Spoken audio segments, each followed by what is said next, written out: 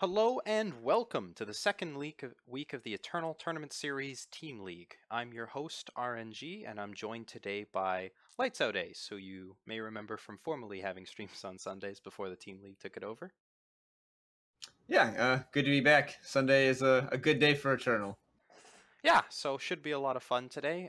We've got quite an exciting match for you guys today. We're starting it off with the undefeated Team Titans up against Eternal Warcry. Warcry lost their last match last week, 3-2 or 2-3. So just got edged out in the final round. Whereas Team Titans, well, their lead Kamado went 3-0 with Chalice. So we'll have to see if they can hold against that today. Following that, we've got the sister teams, O&D Flame and O&D Feather, facing off in the 0-1 bracket. This is only a 5-week regular season, so going down 0-2 is someplace no one wants to be, and where one of these teams will be after today. And then finally, ending us off, it's SPG Destiny versus SPG Echo. Again, battle of the sister teams, but both of these are at 1-0. So they'll be facing off to see who gets to be top of the table after this week. Yeah, this is real exciting. We're gonna see a lot of Kamado this weekend. We saw him finish second in the ETS yesterday, and then, well, I guess hopefully it's not another 3-0. We don't want to get those resident sleepers in chat. I believe he actually won yesterday over. Oh yes, yeah, you're right. Yes. He did indeed win. He got gifted and won anyways. Yes, over Lunex, who was team captain of O&D Feather. So, you know, these are certainly good players, and they've been quite successful beyond just the team league. So let's take a little quick look at the match before we hop down into it. We've got Team Titans is leading off with level 13 David on Elysian midrange against Notorious GHP on Argenport midrange. Rounding out the Titans roster, we've got Tabo on Boon Queen and Kamado, this time playing Anchor on Chalice once again. As we've seen, he's really good at that deck, so we'll have to see what happens there. The Overmaster for Eternal Warcry is on the Burn Queen deck that's been all over the place. Last week it was there, the last couple weeks it's been all over the ETS, so no surprise to see it here. And Tatsumaki rounding out the lineup with Photo Combo. Yeah, Burn Queen is kind of the new Rakano from closed beta. In closed beta, Rakano aggro would get nerfed every patch and still be the best deck. And now Burn Queen gets nerfed every patch and is still the best deck. Yeah, well, the more recent versions are going a lot taller. A lot of the speed has been pulled out of the deck, and some of the late game in the Flame Blast nerfs and what has you. But Stonescar has proven remarkably resilient. It turns out that just having the option to go face is something that's very powerful. So, yeah, we'll have to see how it goes. It's an aggressive deck. Obviously, Tabu also on Burn Queen, so both of these guys have their own roster, and it's something we'll be seeing a lot of today. Yeah, so let's look at our first match. We've got level 13 David on a really stock version of Elysian midrange. The only thing that's a slight departure from the norm before Scouting Party, but that's sort of aimed at a perceived slower metagame. And then GHP is on a, I think, incorrectly named Argenport midrange deck. A deck with 4 Finest Hour and 4 Protect is not really midrange in my mind. This deck wants to attack you and kill you. Yeah, no, it's certainly a lot more aggressive lists than some of the more traditional Argenport midrange lists. As you mentioned, it does have those those Barts and the Falchions and what have you, and it's not really capable of playing the long game. Something that Argenport just sort of as a faction is really lacking is that card selection. Like, it has cards like Scheme and it has stuff like Inspire, but all of these are trade 1-for-1, and you can't really get long-term advantage if you're constantly trading 1-for-1 and just digging through your deck for cards. So at a certain point you run out of gas. So a lot of these decks turn lower to the ground, and we've seen that with the Argenport aggro, and here it's a little higher curve than Argenport aggro, so it's not exactly aggro, but it's definitely a more aggressive brand of mid-range than you're used to seeing out of something like Combre, for example.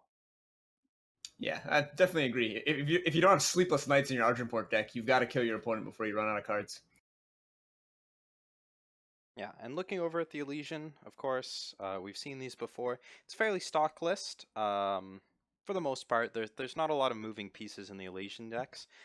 This one in particular is running the 4 Obelisk 4 Scouting Parties, something that, you know, players are pretty vocal one way or the other. Obelisk and Scouting Party are 2 cards that come in and out of Elysian lists over time. Some players like them. You know, Obelisk has a lot of late game power, especially against control. and Scouting Party and combined with Obelisk can be very effective, but some players prefer Predatory Carnosaur as their top end. Some players like having Mystic Ascendant for the draw, so there's mixed results. What do you think? I think that Scouting Party is an answer to an expected uptick of harsh rules.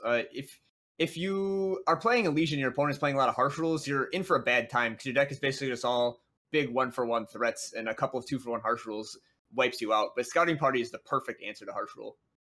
Yeah, rebuilds your board quickly, gives them more must-answer threats, and honestly, its power. The threat of drawing 4 cards is sometimes enough to draw out a harsh rule on its own, and just running your opponent out of resources is very effective when something as large as a Surso can end games pretty quickly. Definitely. So I think that the Elysian deck is very good in mid-range matchups and in control, especially this version with Obelisk and Scouting Party and then Backlashes. But I think it's going to suffer against a more aggressive deck like this Argenport deck that Notorious GHP is playing. Yes, so I believe players are ready. If you have them up on your screen, then I think we can go down into game. All right.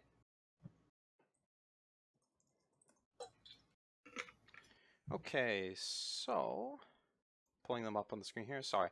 As always, I am casting and producing at the same time, so please excuse any delays. We're not quite as smooth as we usually are when Miller is in town. But looking at these opening hands, David's got Prince into Titan, and that's about it. Yeah, crucially, David is on the play though, which is something I think he really needs here. Time and Primal, especially, their weakness is they don't have many ways to interact with enemy units. Like, there's basically just Permafrost and I guess Crystallize counts, but that costs 5. And then 2 Xenon initiations. So if GHP like plays a Bartholo, for instance, then level 13 David is in for a fun and interactive game. Well, GHP is looking at his hand. He's a little bit light on power there. And he's got a lot of weapons, but he doesn't have the Bart to really go off with them, and no early units either. So, bit of an awkward draw, and, you know, that Annihilate in hand is going to stop one of the Titans, but it's not going to do anything against the False Prince, and it's possible that David's going to be able to establish himself before the Maktos can really come down. Makto and Impending Doom do not line up well against Sandstorm Titan. Yeah, Titan is basically custom made to counter a 5/5 flyer. And David also has drawn some amazing cards here. A Backlash and a Friendly Wisp on turn 2. So if David is able to ever power up with one of these Titans in play and protect it with Backlash, I don't see how GHP is going to be able to fight through that. So Although good play using this Protect to turn the False Prince into a frog. Yes, that does cover... that does stop some of the early aggression that's going to be coming out. You know, you don't really care about the frog having Aegis since it's just a 1/1 and all your stuff can block it. And the Annihilate's going to take down the Titans. So it looks like GHP did draw some power and he's blunted a lot of the early aggression. So we may end up seeing that Scouting Party come into play as a way for David to reload.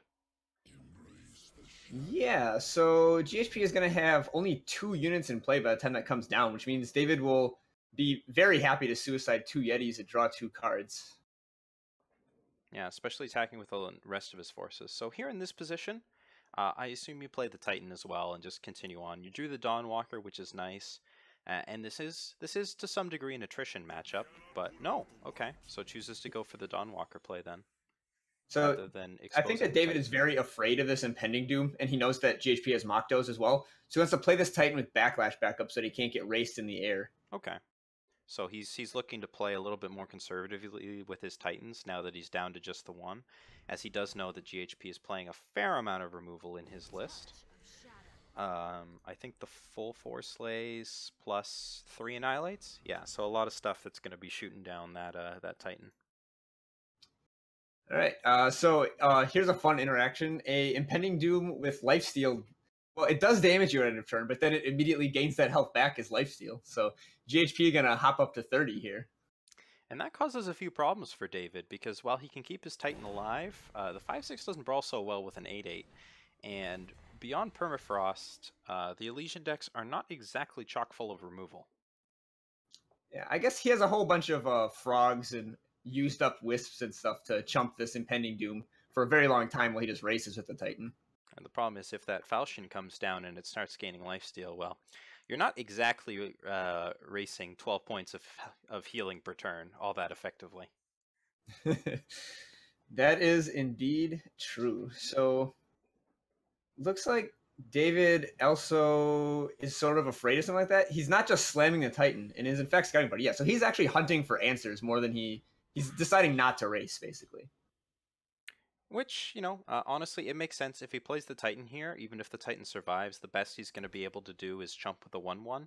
So it looks like he's choosing to take his time, use his power more effectively. And from the way that he's playing, it looks like he's going to go for the block with the friendly Wisp. Just, you know, keep his damage low, as while the Argenport deck may not have too much reach directly, it does have Bart and, as we can see in hand, the Argenport Instigator, so dropping too low is pretty scary. Yeah, that kind of wraps back to what we were saying earlier, where the Legion deck doesn't have much interaction with units. Generally, against Argenport, you're fine going low on health because they don't have any burn except for Argenport Instigator pings, which are generally only a few points. But yeah, when you can't deal with a Bartholo, you need to stay high on health. Yep, so we see that suicide attack here. It looks like he's going to get the 3 cards out of it. And then he's going to have a few chump blockers to throw away. Yeah, GHP interestingly attacked with Impending Doom last turn, knowing that the Wisp was going to chump instead of hanging back to block a Yeti that was almost surely going to attack. GHP just doesn't care how many cards David draws. He's basically just daring David to find an answer to these 2 huge flyers in the next 2 turns. So he did find 1 permafrost, but there are 2 flyers to handle. So now David needs to see how he's doing. If he is again going for that defensive line where he's trying to hold up backlash as much as possible, he might go for avoiding the Titan play. Here he tries to get his Dawnwalker established while his opponent is tapped out, and he goes for the Permafrost. So he does deal with both of the units and is pretty stabilized now. Yeah, that was a great 4 cards that David drew that turn. Like, was able to answer both of the large flyers between them. And GHP did not have a great follow-up. He's got a couple Slays and Falchion in hand, so the Titan's going to stick. This brings back a killer Dawnwalker, too. But I think that David kind of has this in the bag. Killer Dawnwalker with backlash backup here. Yeah. Plus, you got to decide, you know, Titan, Dawnwalkers. Without the direct silences, which GHP does have access to. He's got some Stewards and some Enforcers in his list, but without those on hand, it looks like he might be overwhelmed here. Just without the draw, the cards didn't keep coming, and having both of his threats answered just so cleanly in that turn puts the mid-range deck behind, and when these decks get behind, they tend to stay behind. Yeah, even if so GHP is going to be able to resolve the second slay on the Titan here, but then can he even attack? Like, he has to, but then if he does he accomplish anything? He's just getting crushed on the backswing.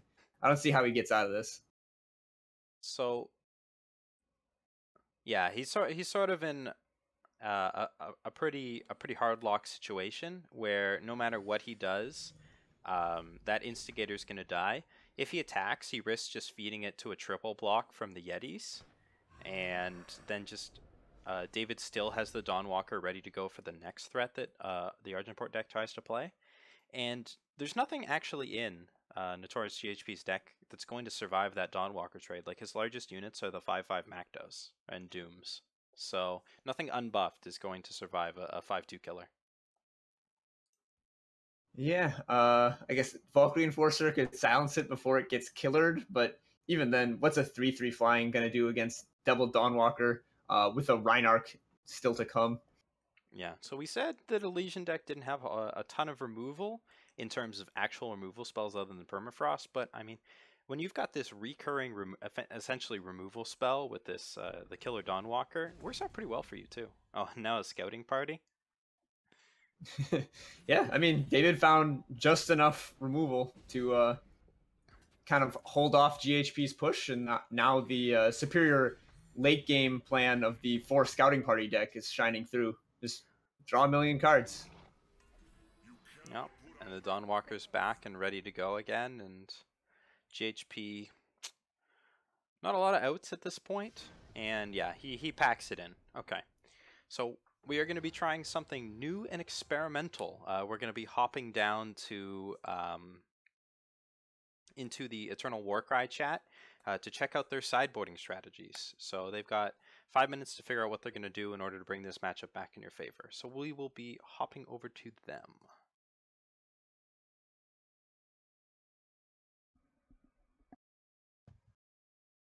Wow, they already called the judge on us, huh? We're getting watched for slow play by everybody. What? We're getting watched for slow play. Everybody's in here. Well, no, this is the part we talk about. Yeah, Because we're done sideboarding. Yep, we were prepared, unlike them potentially.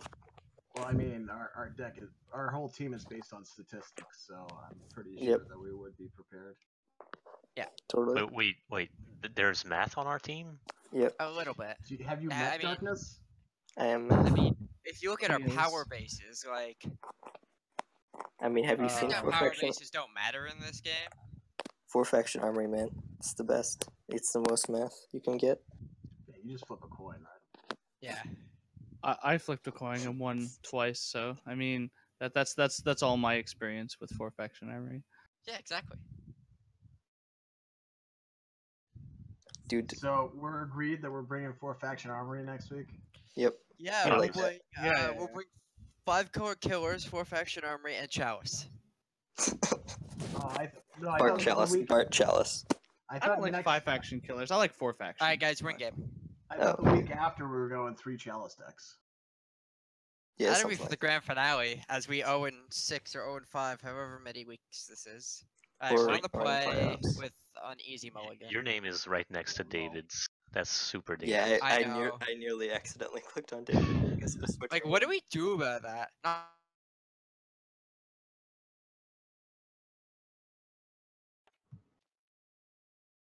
Well, I don't know about you, but I'm looking forward to that Bart Chalice deck. We all need something to hate. Yeah. So the Eternal Warcry team was actually super prepared for this week. They pre-sideboarded a bunch of their matches. So we went in and they sort of just said, well, we know what we're doing. You know, they don't need any time to prepare or anything like that. Which, I mean, it's cool for the viewers because we just get to hop back into game.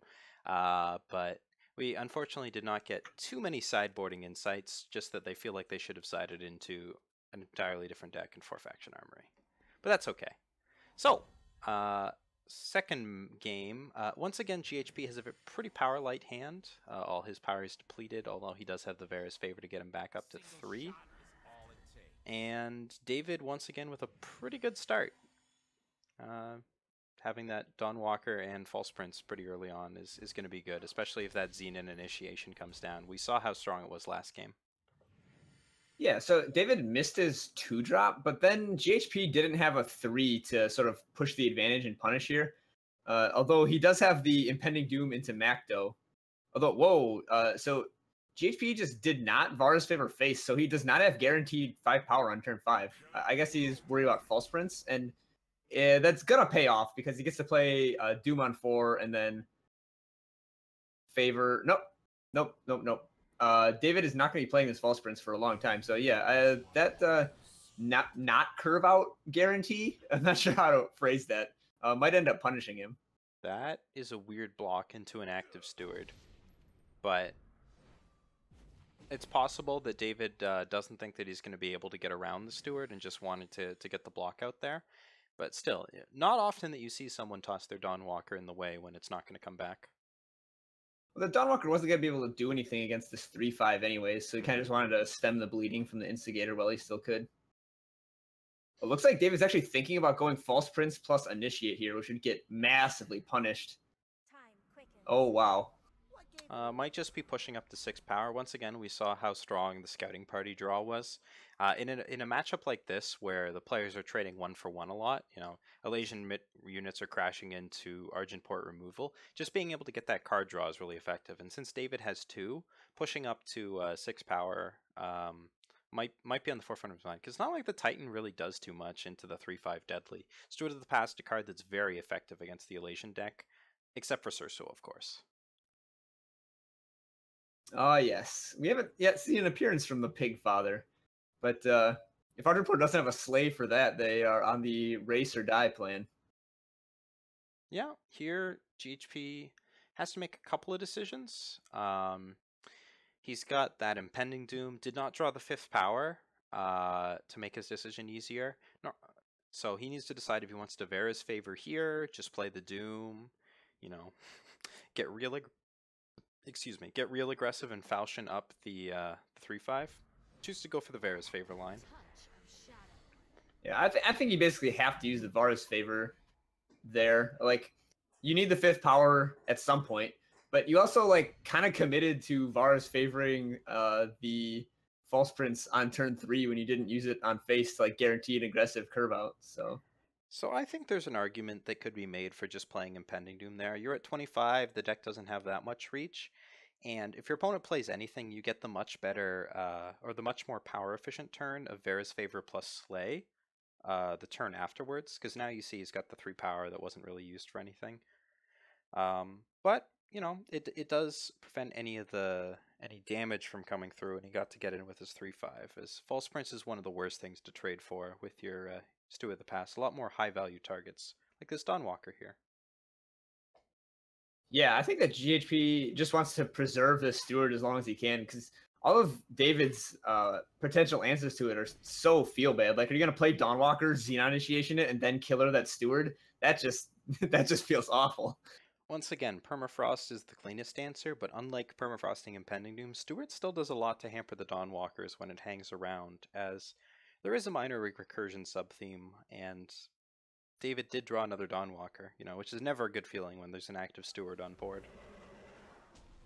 All right, looks like just a Titan. So GHP again has to decide between remove the threat or play my own threat. Ooh, the Instigator is a nice pickup. Why not both? Yes. So we talked about mana efficient or power efficient turns, and the pickup of the powerful 2-drop does allow him to play a lot more mana efficiently there. Might just see the Temple Scribe come down now. Still, David's kind of relying on getting up to 6 power now in order to get some drawback with the scouting parties. Yeah, so from David's perspective, it's not looking that terrible because there's no flyers yet, but there's 2 of them in hand. So with this Titan down, I think David's going to get slain by these flyers. Well, there's still a Xenian Initiation plus whatever David wants to throw under the bus to chop down the first one. But yeah, he's certainly not going to last that long. Would you go for like a double block here on Steward or something? You know, just toss your 1/1 plus Dawnwalker. Let's see. GHP is playing up to 4 Annihilate, so it's risky, but maybe you think you can't win any other way and you just have to hope he doesn't have it? Well, I mean, this block, best case, you're taking 5. If you don't block, you're taking 6. So it's not a lot of a difference damage-wise.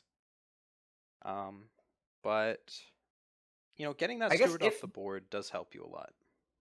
Yeah, if GHP did have an Annihilate, he probably would have used it pre-combat on the Dawnwalker just to guarantee that the Dawnwalker is silenced and gone forever and to free up better attacks. So I guess it's actually like pretty safe logic to assume that there was no Annihilate from the Argenport side.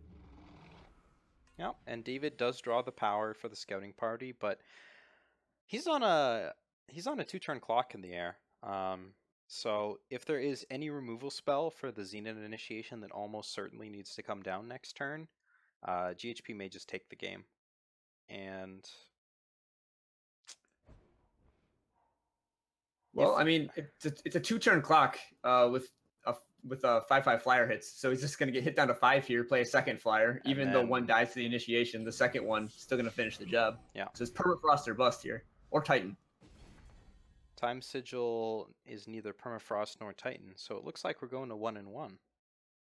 Yeah, we're gonna get the maximum amount of Argenport versus Elysian action here. And I just noticed that in my excitement over the sideboarding strats, I did not actually update the the graphic at all. So we are not 1-1. We are tied at 2. We are tied at 1 apiece. Excuse me. So I anticipate that the players will be hopping back into sideboarding, so we're not going to do We're not going to be too aggressive on jumping in there as it is game 3. Who do you think is favored in game 3, honestly, post-board?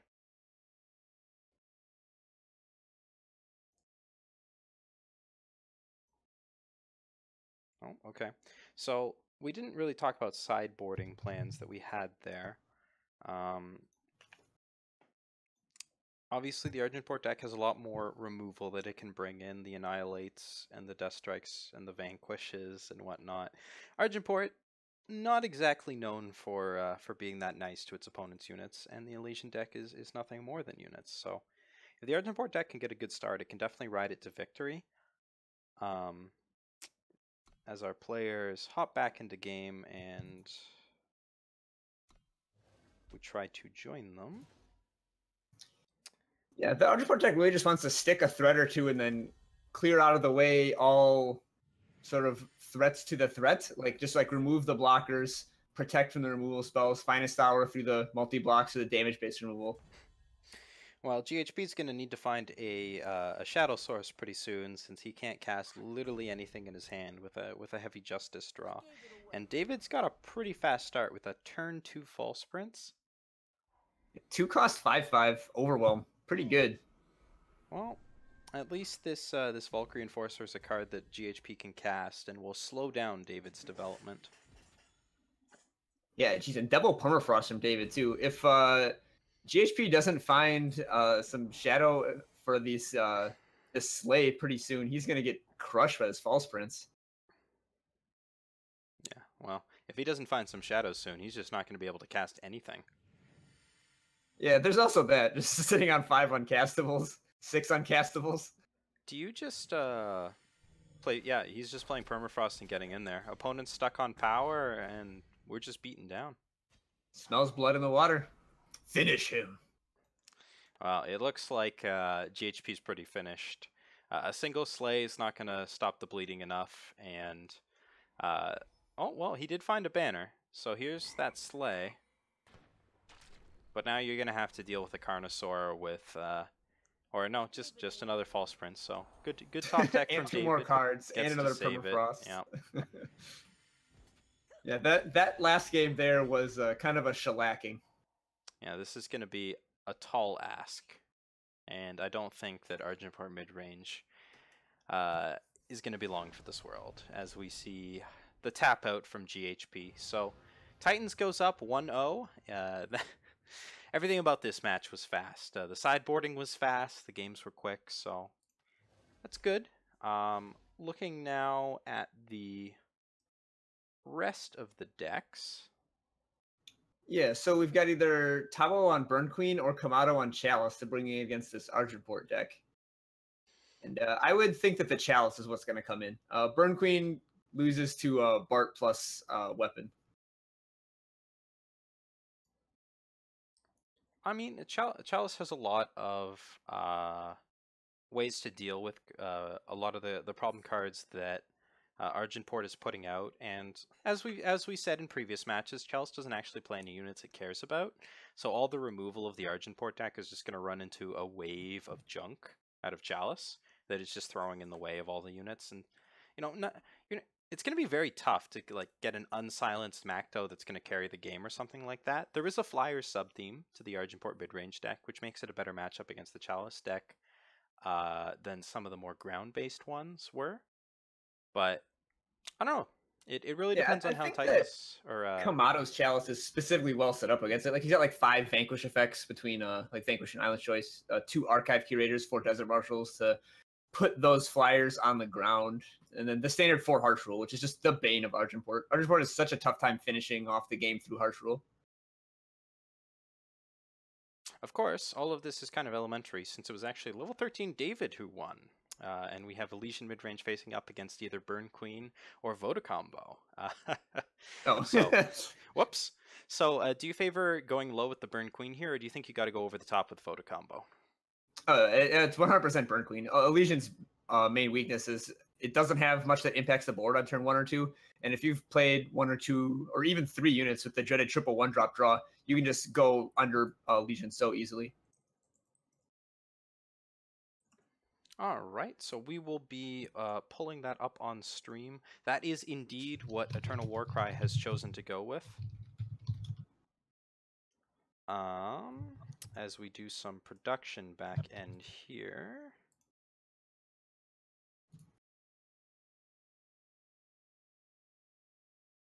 All right, so the Overmaster, did he play last week? That's a good question. Okay.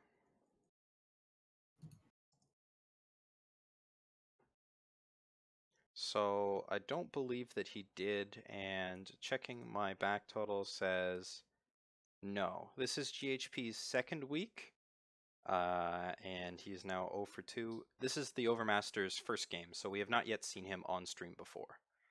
All right, debut of the Canadian phenom Overmaster.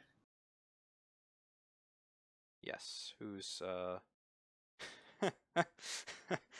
mixes it up on his Steam profile by going with the Oven Master. The Oven Master. Right. Yes, which is exactly what you'd expect from the Overmaster. Yeah, I'm not sure. So Warcry once again falls to a deficit, which is a problem that they had last week, and we're hard pressed to get out of there. Darkness almost manages to pull them through, but he's on the bench this week, so they're looking for Overmaster to get a couple quick wins, which, I mean, Burn Queen is something that's traditionally been chosen as a good counter to Chalice, and obviously Burn Queen versus Burn Queen is flip a coin, see who goes first. So it's entirely possible that if he can take down the Elysian mid-range deck, he's going to be able to pull it back for them all the way, and well, that would be nice for Eternal Warcry. Yeah, I mean, I can't say that in this lineup for either team there's anything that really crushes Burn Queen. I mean, I guess there's really nothing in the game that crushes Burn Queen. I guess it has a fairly bad matchup against Feln just because Black Sky Harbinger is a card that wins the game by itself if not answered immediately. But it's just a solid deck that has game against everything. The exact sort of thing you want to bring to this format. And indeed, a lot of teams have. We haven't shown you guys all the deck lists yet, but 5 out of 6 teams did elect to include Burn Queen or some version of Stone Scar aggro in their lineups. So there's been a lot of that running around.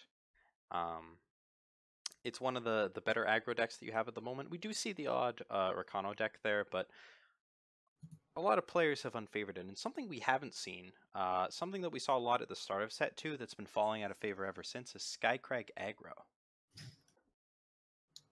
Yeah, I feel that people tend to shy away from Skycrag in the best of 3 because it is a way more all-in deck, like just way lower to the ground. It's more vulnerable to narrow answers. Like if your opponent plays a Storm or a Plague even, it's really hard to come back from that. And you see a ton of Time decks in tournaments and best of 3s because Time has a lot of good multi-faction cards and a lot of flexibility in sideboarding. So there's a very high density of Sandstorm Titan specifically, which is a card that Skycrag has no clean answer to for less than 5 power. Yes, it's something that people have tried a number of different strategies in order to beat. One popular one is Quick Draw plus the pump effects, or torches or what have you. Some people have tried polymorph. A lot of people have included 4 obliterates just as sort of the cleanest removal spell answer that fire has. Not being able to permafrost it makes it a lot more of a problem for Skycrag than it is for a couple of the other decks, a lot of which have access to stuff like Vanquish or Annihilate or other similar low-cost answers. Yeah, Permafrost is super interesting in Skycrag because a lot of times Permafrost has a downside that it can be silenced off later, or like the unit can get bounced and replayed. But when you're planning to kill your opponent by turn 4 to 6, the drawback of Permafrost is basically non-existent, making it a super ridiculous card. But yeah, Endurance is certainly an issue for it. All right, so our apologies. We've got a bit of a production delay in pulling up the hand cam. Players are already down in game, so that we're just waiting on pulling that up. So we'll go over to that view for the moment.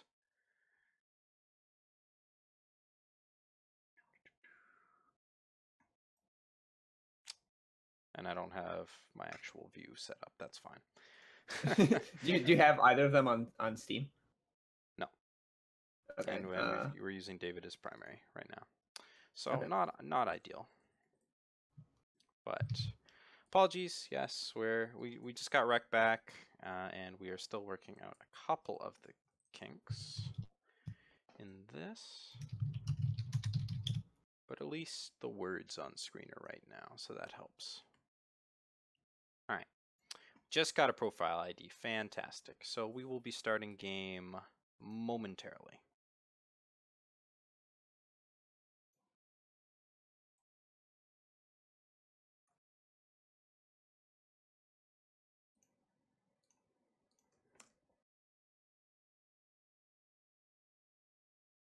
Okay. There we go.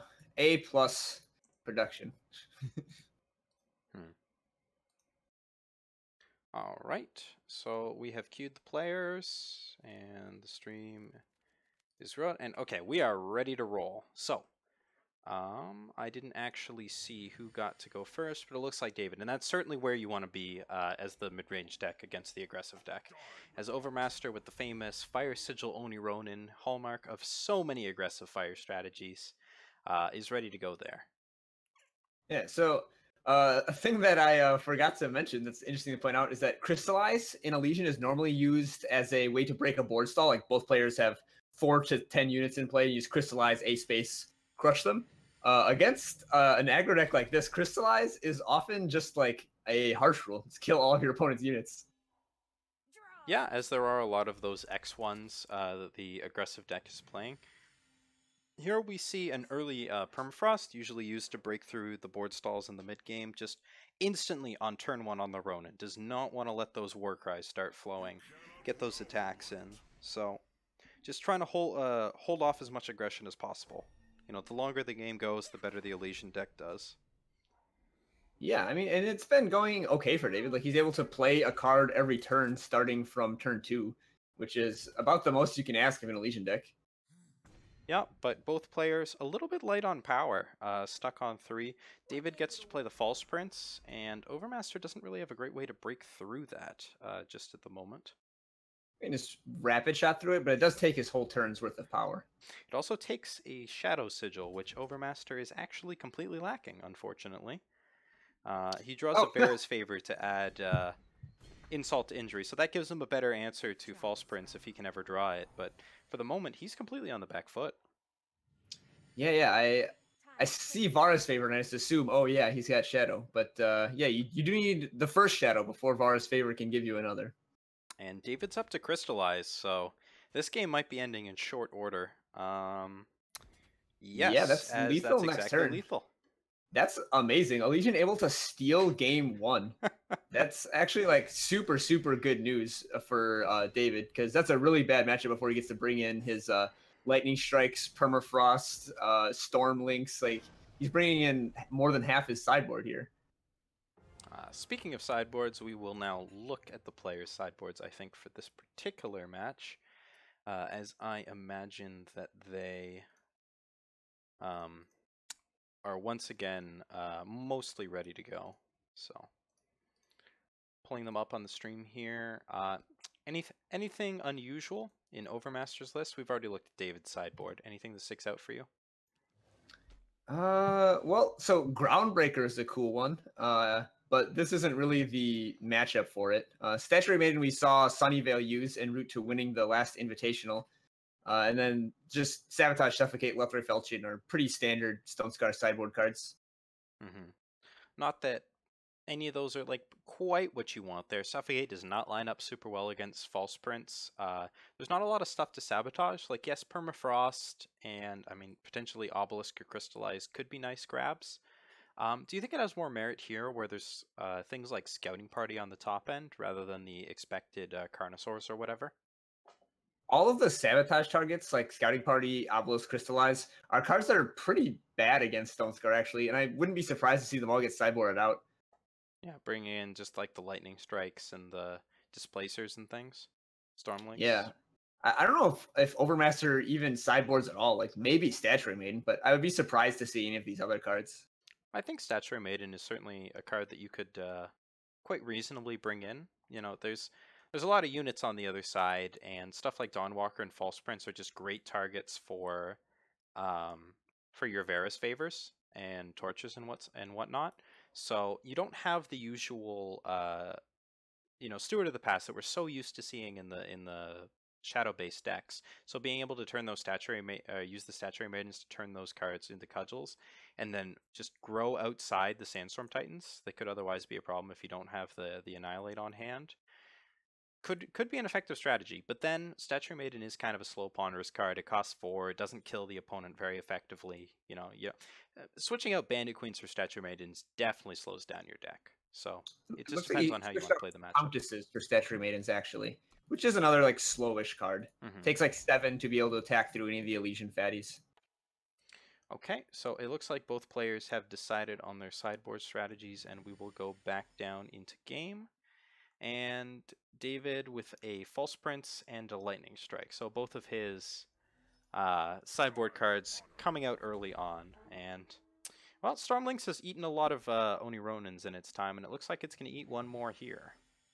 The total cost of David's hand is less than the total cost of the Overmaster's hand. Like, that's how low down to the ground he is sideboarded here.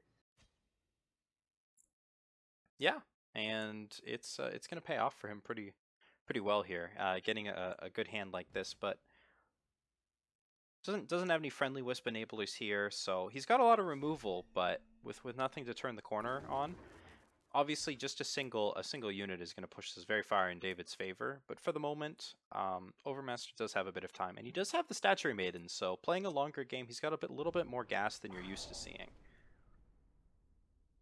Yeah, so there was this one game that really sticks in my mind from the Invitational where Sunnyvale was playing against Missing Toes in the same matchup, Stone Scar versus Elysian, and it got into a huge board stall post-sideboard, which normally you would think that's exactly where Elysian wants to be, but Sunny just like stuck it out, sat there, took like 15 damage from his own Impending Doom, and then eventually found a Statuary Maiden and a removal spell and like was able to make favorable attacks and win the game. So, like, post-sideboard, the Stone Scar deck really can hang with Elysian a little, because Stone Scar brings its curve up with more powerful cards, and Elysian brings it down with more anti-aggro cards. So they end up both playing sort of the aggressive mid-range role, where they've got, a bunch of haymakers on the 4 and 5 slot, and then just a ton of early game cards to throw in disruption, make early attacks. So if they get up and both of those 5s can come into play, it depends on who ends up with the superior draw overall. Yeah, that's really a common theme in sort of all matchups post-sideboard. Like, you're able to sideboard into better answers to your opponent's deck, so games tend to go longer because both players have the correct answers for the threats that they're being presented with. So that is the popular answer. Whenever you're facing a control deck, a lot of decks move themselves up to give them better late game. Whenever you're facing an aggro deck, a lot of the decks, they like to trim the fat and move down on the court. What we don't normally see, and what we used to see when there were more options to do this, is decks that tried to go under their opponents or over the top. They tried to break the parity. Here we see decks are trying to push back towards parity, rather than in the past you'd see Stone Scar decks that just say, all right, our opponent's got a bunch of 5s and 6s, let's just play all 1s and 2s and just cut underneath them entirely. But a lot of the power out of the early game aggressive cards has been pulled, especially from Stone Scar, as it's been hit a couple of times. So you see more of a mid-range game played from them nowadays. The burn decks that are, or the decks that are popular play a lot more 5s than they used to, and sort of are just they're slower overall, which gives more decks time to compete with them. So Overmaster with an interesting decision here. He can deploy Champion of Chaos to get a clock going, or Vara's favor David's Friendly Wisp to stop David from drawing 2 cards. And he knows that David is stuck on power, so he wants to deny draws, but he also needs to get down some strength to punish David for missing power. And then there's also the question of like David would need to have an enabler immediately, and if that enabler is False Prince, well, if the False Prince is going to trade with your Champion of Chaos like nearly every time, so then you want that Varus favor in order to trade with it favorably. So you always need to decide between what's more important. Is the late game card value important, or are you still the aggressor, right? As the Stone Scar deck, do you just want to push in for damage? David with kind of a big mistake on his last turn. He played the Diplomatic Seal, like the undepleted power, but then didn't permafrost the champion, which means that his power drop this turn is going to be depleted, so he can't like play Scribe plus Strike plus permafrost. He can only play 2 cards instead of 3. Yeah. It's like a little minor sequencing thing is going to have far-reaching consequences that cause him to take 5 to 10 extra damage here. Well, he took 5 last turn, and now if he permafrost hits immediately, it's just 5 damage. But then, like, what else does he do?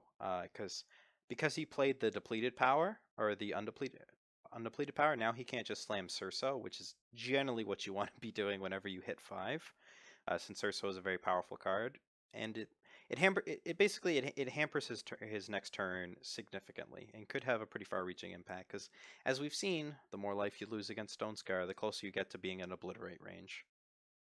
Yeah, I mean, it made sense to save the permafrost because he has the Cerso. He had the Cerso in hand last turn, and he knew he was going to be able to play it. So he's not afraid of ground guys in the long term, and he wants to save the permafrost as an answer to Impending Doom. But then by missequencing the power, now he doesn't have the Cerso available this turn, so he has to just like Lightning Strike plus Scribe or use up that permafrost and be vulnerable to Impending Doom. Looks like he decides to permafrost the Pyronite so that it can't get to ultimate later on if it just hangs around, and he's just going to throw out the Lightning Strike on the champion here. Yep, and then Overmaster does have the Impending Doom, which is going to be the ultimate punish here. Because then David gets to play Cerso, and that doesn't interact with it. Yeah, no, you're right for sure. The players are on the back foot. As I once again in all my other production mistakes have not updated the bottom banner. Oh, Overmaster thinking about not attacking into a Lightning Strike here. It looks like. I mean, the players do have full access to deck list, so he does know that David brought in probably 4. Yes. 4 Lightning Strikes, was it? Yeah, he's got the full package. Yeah, so it's kind of that's the weakness of this removal that can only be played on attacking units. It's fairly telegraphed. And yeah, it looks like he's just not gonna let David use it. So then does David deploy his Cerso and not leave up Lightning Strike again? Like this is just some heads up play. So that's kind of the game that you're playing, right? Your opponent's got open power. They had a super weak turn of playing just a permafrost on 5, which is very suspicious. And now David's saying, all right, do you want to just hold up Lightning Strike?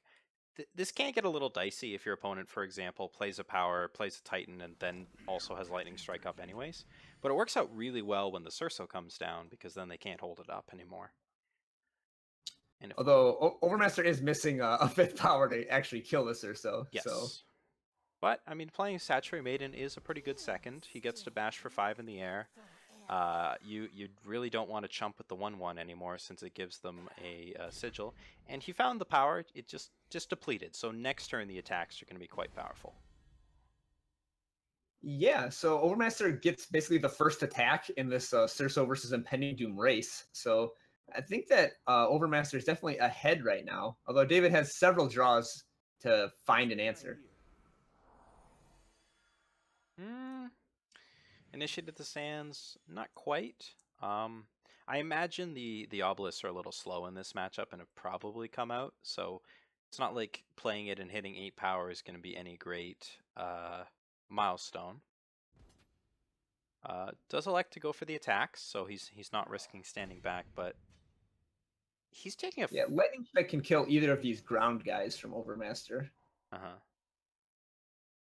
Still a lot of damage that he's looking at over time.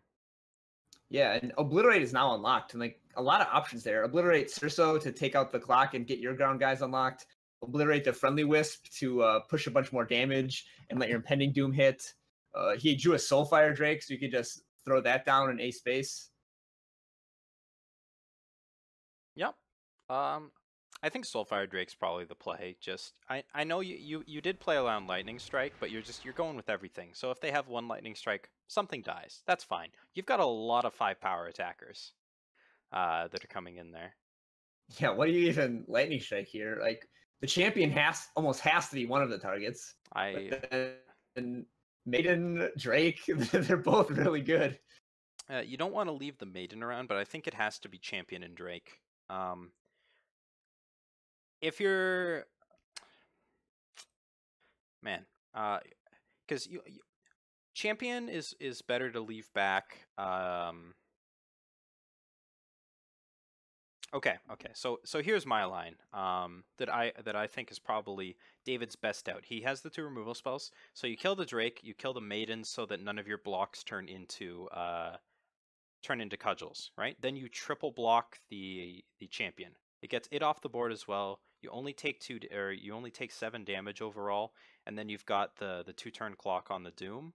But it gives you more outs to beat the time later on. If you leave anything up, you have to leave Cerso back, and then you can never win the race. Whereas drawing another big unit, Sandstorm Titan, False Prince, whatever, is going to put you ahead there. So I think that's what has to happen. Yeah, that gives you 2 draws. Strike the champion and the Drake. Take 7 down to 10, and then next turn chump both, and then the turn after go to 1, gives you 3 draws, I believe. Okay. So do you think you'd go to 10 this turn, then you take 0 next turn, and then 9 the turn after that? Okay. I don't think you chump this turn either way, though, because then the Maiden's cudgel shortens your clock. Yeah, it goes on the impending doom, and then you're in trouble. Yeah, exactly. I don't think you can not strike Drake though, just with no flyers. Yeah, and does he even have any flyers in his deck besides Wisp? I don't think he does. Is there any world where he like strikes Maiden and then chumps Drake? No. Okay, so he's going with your line. Yeah, I mean it's looking pretty grim for David either way, but this does give him an extra draw, I believe. Yes, because he has the extra jump, and it looks like he's going to need it since there's a time sigil. Although David does not know this, but he's actually just dead. Because you obliterate the friendly Wisp with this line, and then your opponent, and then you die. Oh yeah. I mean, everything we're saying has been a thought experiment from the perspective of a person with imperfect information. Yeah, well, in real life, Overmaster has an obliterate, and this game was over 2 turns ago. Permafrost or Crystallize this turn would have made it a game, as would have another flying blocker. So, wasn't completely over, but...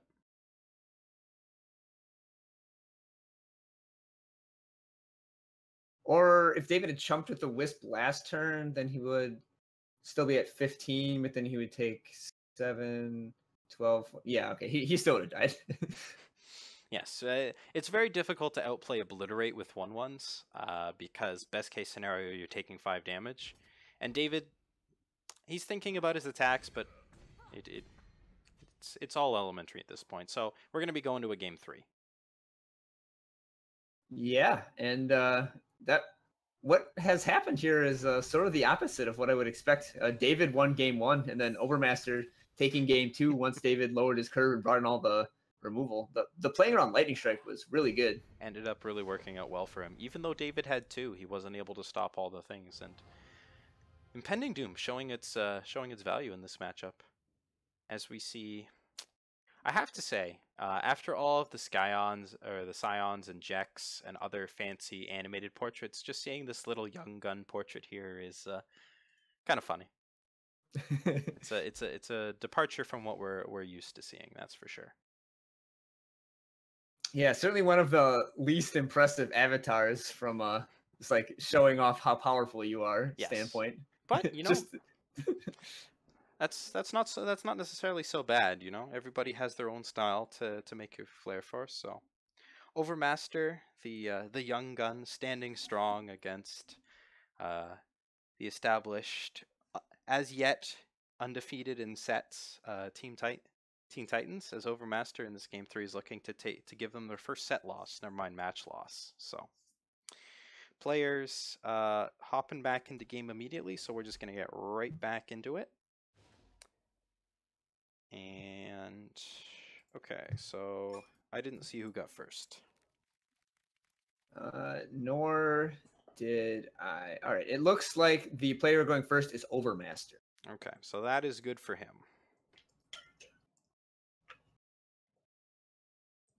All right, well, David has a very solid hand here. He gets to go Temple Scribe into Acolyte into Titan. Temple Scribe is like basically the dream. You get to gain a health and block an Oni Ronin. Yeah. It's almost like Vara's favor. Very good against any other 1-drops. It might get Vara's favored in order to push the 1/1 through.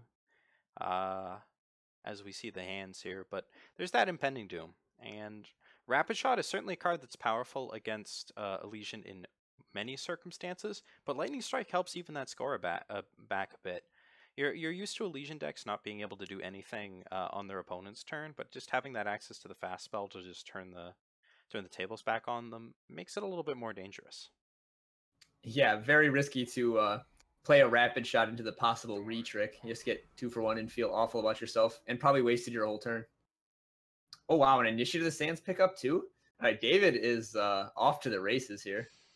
Well, the Initiate's probably going to eat the Vera's favor on too, I would imagine. But it's still very good for him as he gets to follow it up with another powerful draw in the Temple Scribe, and then just the power curve that you described earlier will probably come to fruition. Yeah, although Vara's favoring the Initiate does like throw off Overmaster's curve a little bit. He drew an Ardreport Instigator this turn, and yeah, he just opts to run it in there. Yeah, if David wants the acceleration, he's got to accept another hit from Oni Ronin. Yeah, David's pretty unlikely to block with the 1/1, considering that he can go into potentially Dawnwalker on 2, and then just follow it up with Titan. Dawnwalker blocks the Instigator pretty well, and then bringing it back is good value. So that's a potential line, and the one that I would expect. Yeah. Yeah, so Overmaster again presented with a tough decision. Like, do you Vara's favor, and then what would you Vara's favor, or do you Rapid Shot to punch through the 4/1? I don't think you can Rapid Shot here because nothing really gives you that kind of value. I think you Vara's favor the Dawnwalker and then just attack with both. It does 6 damage to your opponent, gets you a Warcry trigger, and it sets you up to play Impending Doom next turn, which you can't otherwise do if you don't Vara's favor here. Yeah, I like that a lot. Plus, David is unlikely to block with the Initiate because it lets him play Titan next turn. Mm-hmm. And then you still have the Rapid Shot for the Titan. But yeah, so funnily enough, it'd actually be better for David to play Displacer then, because that will trade with a thing or force the Rapid Shot, and then preserve the Titan to later block the Impending Doom. But I think David's probably just going to go for Titan. No, the Overmaster is still thinking about that Vera's favor and the decision. It's likely he goes for it here. I mean, there is a line where you just say, all right, slow down my opponent, take out that Initiate of the Sands. But if you didn't do it on 2,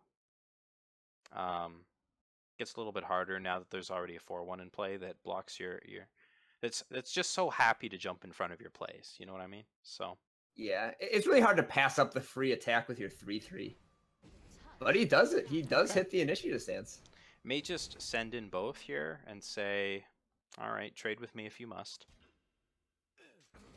But I mean, he still gets in 4 damage and another Warcry, and sets David back down to 2 power. So all he can do now is play Amber Acolyte. So that Dawnwalker stays in the void for an extra turn.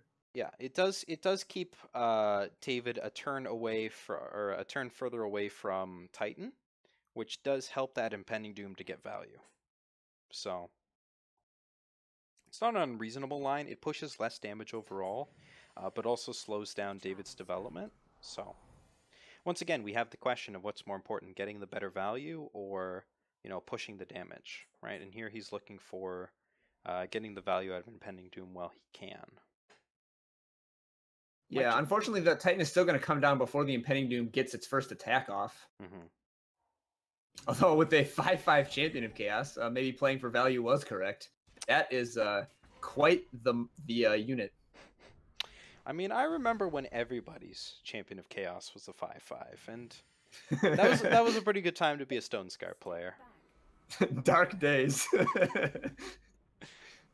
Oh, no, it goes for the Displacer play for value, so basically gets a free unit out of that, since last turn the whole turn was spent just to play the Impending Doom, and back in your hand. And plays it again.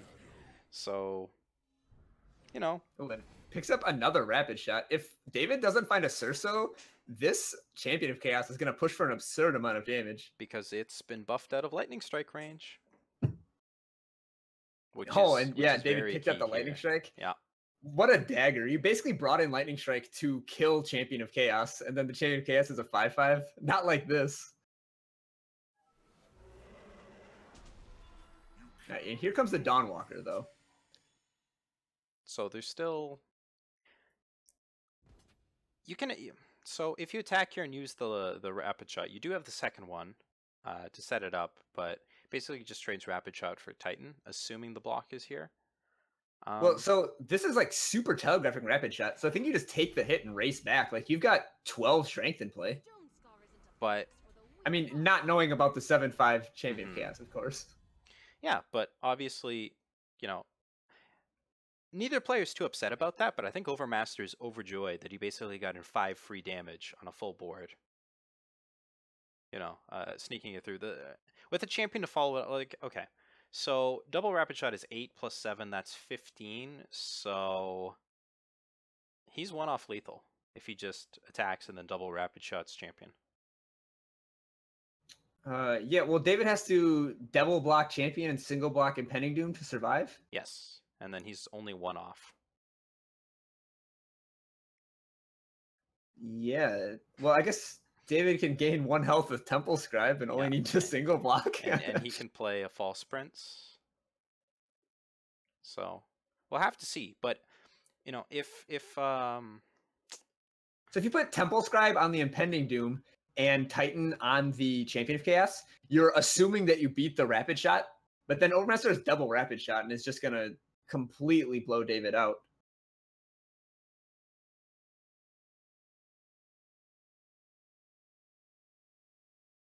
yeah, it's I'm not sure what his out is. I guess Permafrost. Like has to find a Permafrost real quick. He's gonna play probably he's not gonna play anything here because he drew a Stormlink, so he's gonna hold up power for Lightning Strike plus Stormlinks probably. He sends them all. No, just kidding. I'm pretty sure that attack kills him. So 4/1 gets eaten. He pushes 8. Yeah, this attack seems very aggressive. Yes. I mean, I guess he's not winning by defending against these double rapid shots, but I don't know if he's winning by being this aggressive. It's very either. Like I think obviously you send in the Titan. But just sending these Dawnwalkers and 3/2s to their deaths is not good. And we see blockers, so the attack went through. Yeah. Is there anything that punishes blocking the 4/1 here? There's no like Vara's favor in Elysian. There's Crystallize, but David already played a power for the turn, so he can't play a Crystallize. If Lightning Strike could hit blockers, maybe. Oh, I guess if he blocks a Dawnwalker, David can just bring it right back. So he's just getting rid of the unit that stays dead. Yes. No. All right, he's But playing it's not around blocking Lightning at all. Strike. There's no Lightning Strike in the list, is there? Like Static Bolt? I'm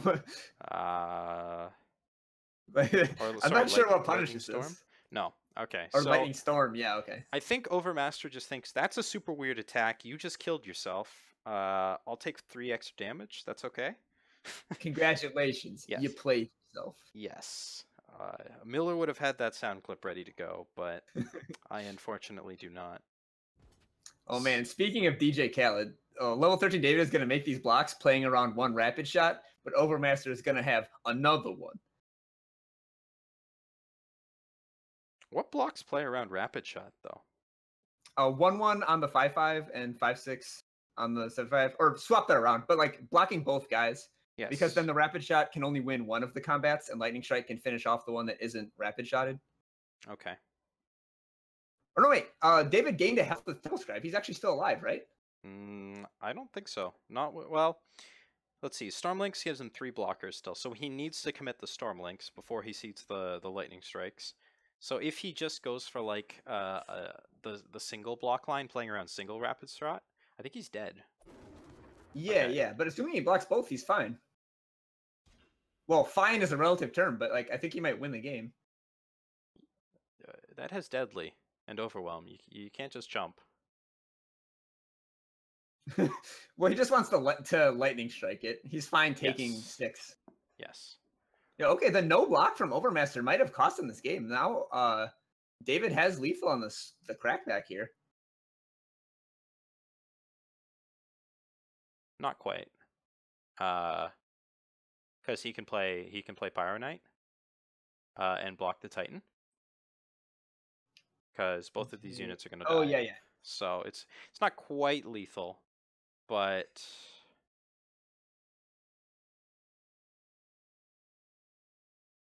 yeah, this is rapid shot power, like quick shot deadly overwhelm math is always weird. Okay. Yeah, double rapid shot puts David to 1. The Temple Scribe kept him alive. Okay. So the health Because gain you take was 14 the from key the factor. champion down to 1. Is he thinking about just not blocking? That would be lethal. Don't do that.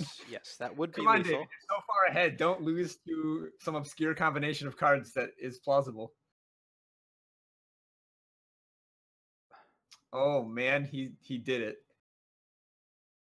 Wow. that was pretty crazy. So There's nothing that Punish is going for here, right? There's no teleports. By not blocking, you're also dead to Torch plus Obliterate, the 9 extra damage, I think. No, you only need Torch 8. Obliterate kills you anyways. Yes. No, you're right. That does kill him anyways. Alright, but not blocking also kills you if your opponent has 2 rapid shots. That game was something else. Alright. Both players made some interesting blocking, playing around, trying to play around everything they could think of. So, but in the end, Overmaster has the last trick. So we said the attack killed him. It didn't, and then he blocked in such a way that it did. Okay. So, man, David has to be kicking himself after that. Like, he had the way to stay alive yeah, and win. Literally any chump keeps him alive. I mean, that was like a very unlikely thing to happen, right? 2 rapid shots, but I think he could have afforded to play around it. Potentially. It will be very interesting to hear their team chat, that's for sure. After that one happens there. Okay, so Eternal Warcry does deal Team Titans their very first match loss, or set loss. So David gets taken down, and they've decided to send out Tabu on Burn Queen against the Overmaster on Burn Queen. So we are going to see the Burn Queen mirror. Yeah, so let's see whose Burn Queen reigns supreme here. Okay. So just a couple minutes as I pull up Tabu's stream, hopefully. Who's going to be primary? Tabu. Okay. So same secondary. Sorry, we're not Miller Tool. We don't actually have a production backend. We're doing it live. Yes. As with many things, teams tied 1-1. This is the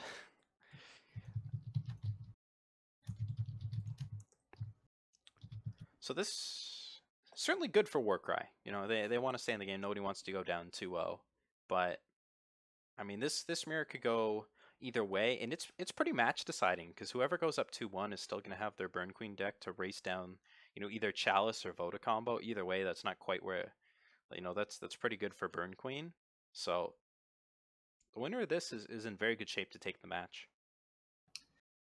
Definitely agree. I don't think you would go and play a fairly coin flipping mirror. Whoever goes first is very advantaged if you had another option. Although Tabo does have more experience with Burn Queen, right? At least I've seen him playing it more.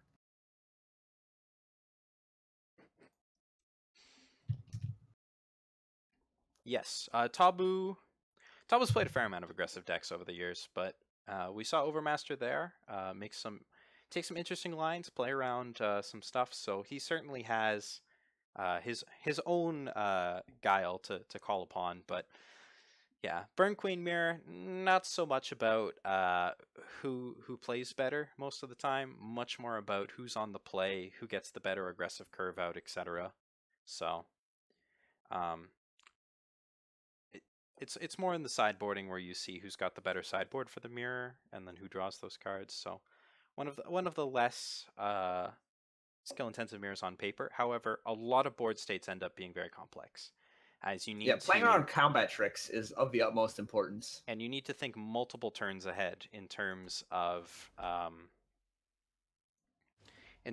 you know, how much damage am I going to take this turn, how much damage can I take next turn, you know, how much can I get in here, what do I do if he plays this. So there's a lot of planning that goes into it. It looks kind of simple because they're just sort of hitting each other, but there's a lot of planning that goes into the game. So the players are ready. Looks so like Overmaster has won the right to play first. very lucky. So that bodes well for Warcry, that's for sure. And 1 drop from Tabu plus all the power he will ever need. Although if the Ronin dies, it's going to be mostly depleted. Yeah, so normally you don't want to like see a 5th power this early, but if Tabo just finds a sigil, then he gets the curve, pretty much the dream curve, just missing the Archerport Instigator. Maybe he'll draw Instigator on 2 and just end this really quickly. But we can't quite see Overmaster's hand on stream here. He's debating a mulligan with a Banner, Fire Sigil, 2 Rapid Shots, Instigator, Var's Favor, and Pending Doom. So the hand only has 2 units, and one of them costs 4, but it doesn't have a Var's Favor to on turn 2 kill Tabo's 1-drop. So that's the allure of keeping that hand. So I'm sure he's thinking long and hard about it. But the rapid shots are sort of dead cards unless you're on the aggressive, and with only 2 units, it's hard to be that aggressive, and it looks like he elects to toss it back. And rewarded with an Oni Ronin. Well, that's exactly what you want to see. And unfortunately, Tabu does draw his 5th power immediately, and it's just another banner. So it doesn't help him at all if this Ronin goes down, which it easily could with a Varus favor. And yeah, Overmaster's hand is insane. Yeah, I think you do Varus favor here just to preserve the unit so that when you Bandit Queen in 2 more turns, the Ronin will have like another good attack. And he picks up a torch, so he has the Instigator plus torch play if Tabu elects to be able to cast something, which he is actually not able to do this turn or next turn. So Overmaster is probably... He looks very favored here, since the first unit that gets played is going to get torched. Well, Tabo finds a torch at least. Yeah, so but I think if Overmaster ever draws any other non-power card the rest of this game, he will. Yes, that seems pretty likely. Soulfire Drake on 5, looking a little bit slow here. Tabu, I guess he's debating holding Torch for the next turn versus playing it now. I think you have to play it and hope you draw a Sigil. Well, I mean, he can hold it till his opponent's turn, but... Yeah, there's nothing to punish that, but like... He could be debating, you know, what kind of Torch target he's worried about. Probably here he's just going to take down the Instigator and save the damage. But... yeah, I guess he's thinking about hitting the Oni Ronin on his own turn to prevent the Warcry. Yes. But decides to take 1 less damage.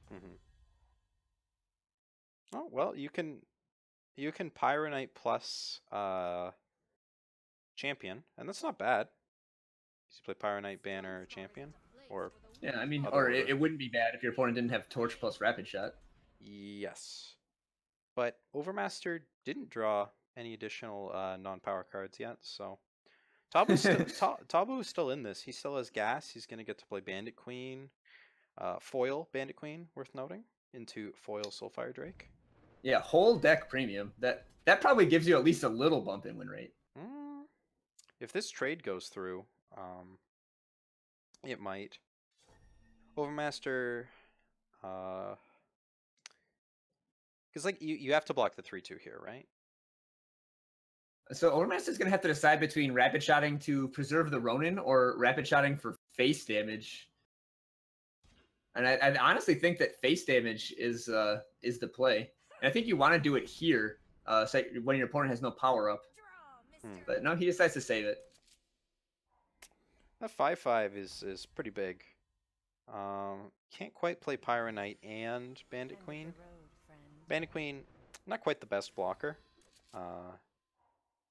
The saddest Bandit Queen, leaving it back to block. Yeah. So you probably have to block the Ronin, and then if Overmaster drew Torch, that's just game. He drew another power. So the Rakano Outlaw was the only like gas card that he drew, and he might still just win here. It might be enough.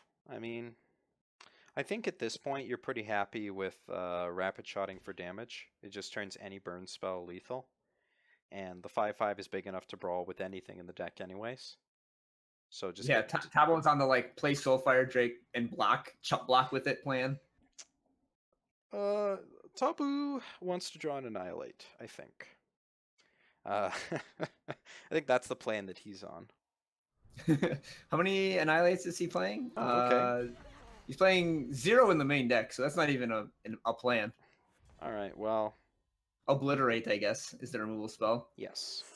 Okay, so Overmaster elected to go with the more the less face damagey line of rapid shotting his Oni Ronin to keep him at 2 attackers, which ends up kind of playing into this Varus favor that just got drawn.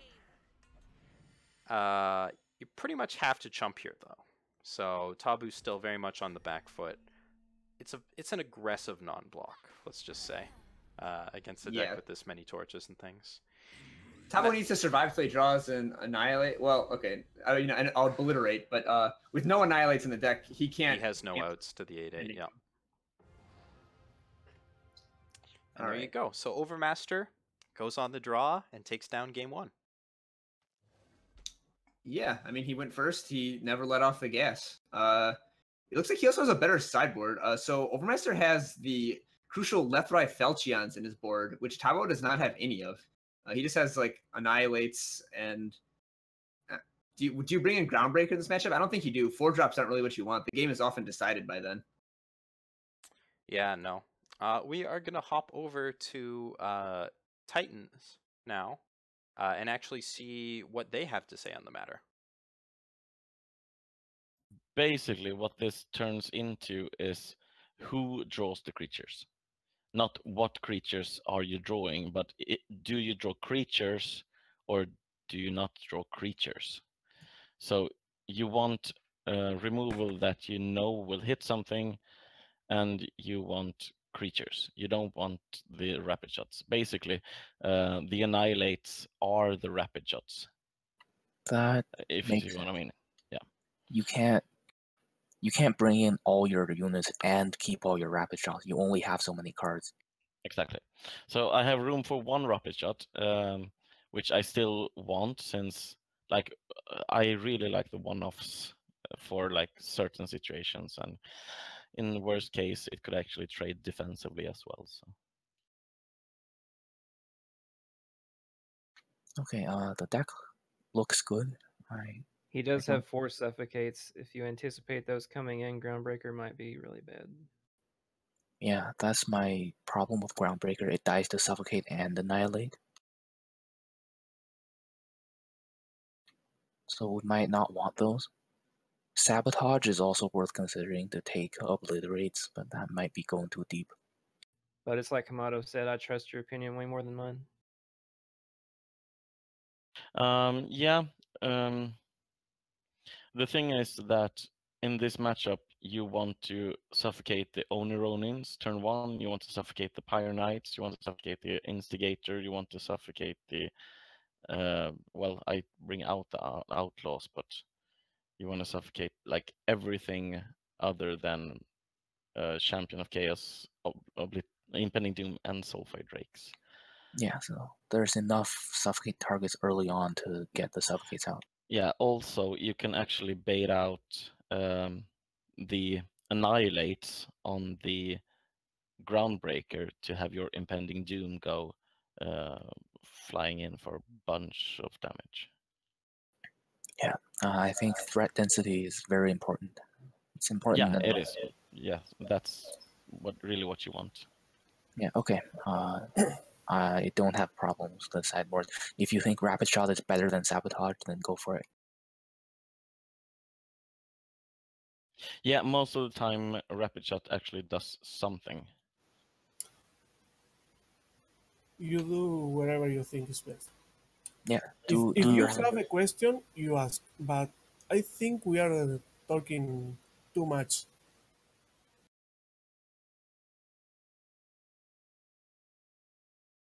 okay, but the sideboard itself is good, so we are ready to go, right? Yeah, I just I didn't save my list.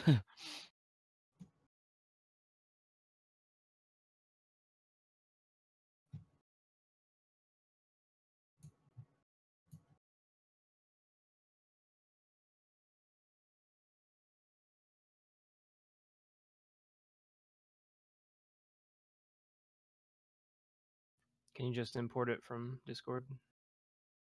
I will.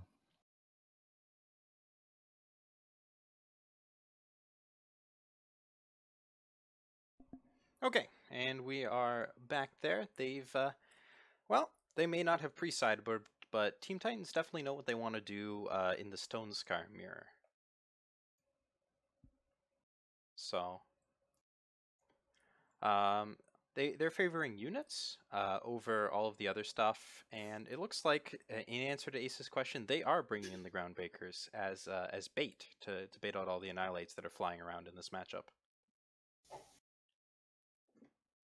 As LightsOutAce is not actually joining us just at the moment, but players are going down into game. That is not correct, as friends list like to move around sometimes as I'm trying to click on people. So, game 2.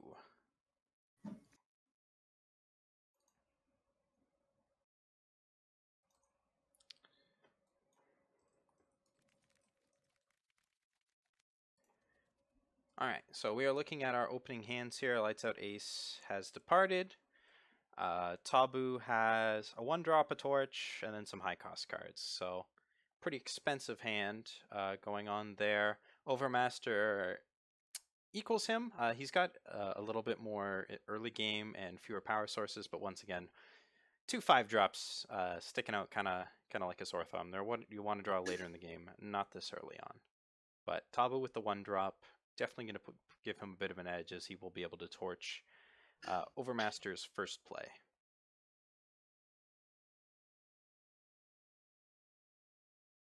So Overmaster once again on the play,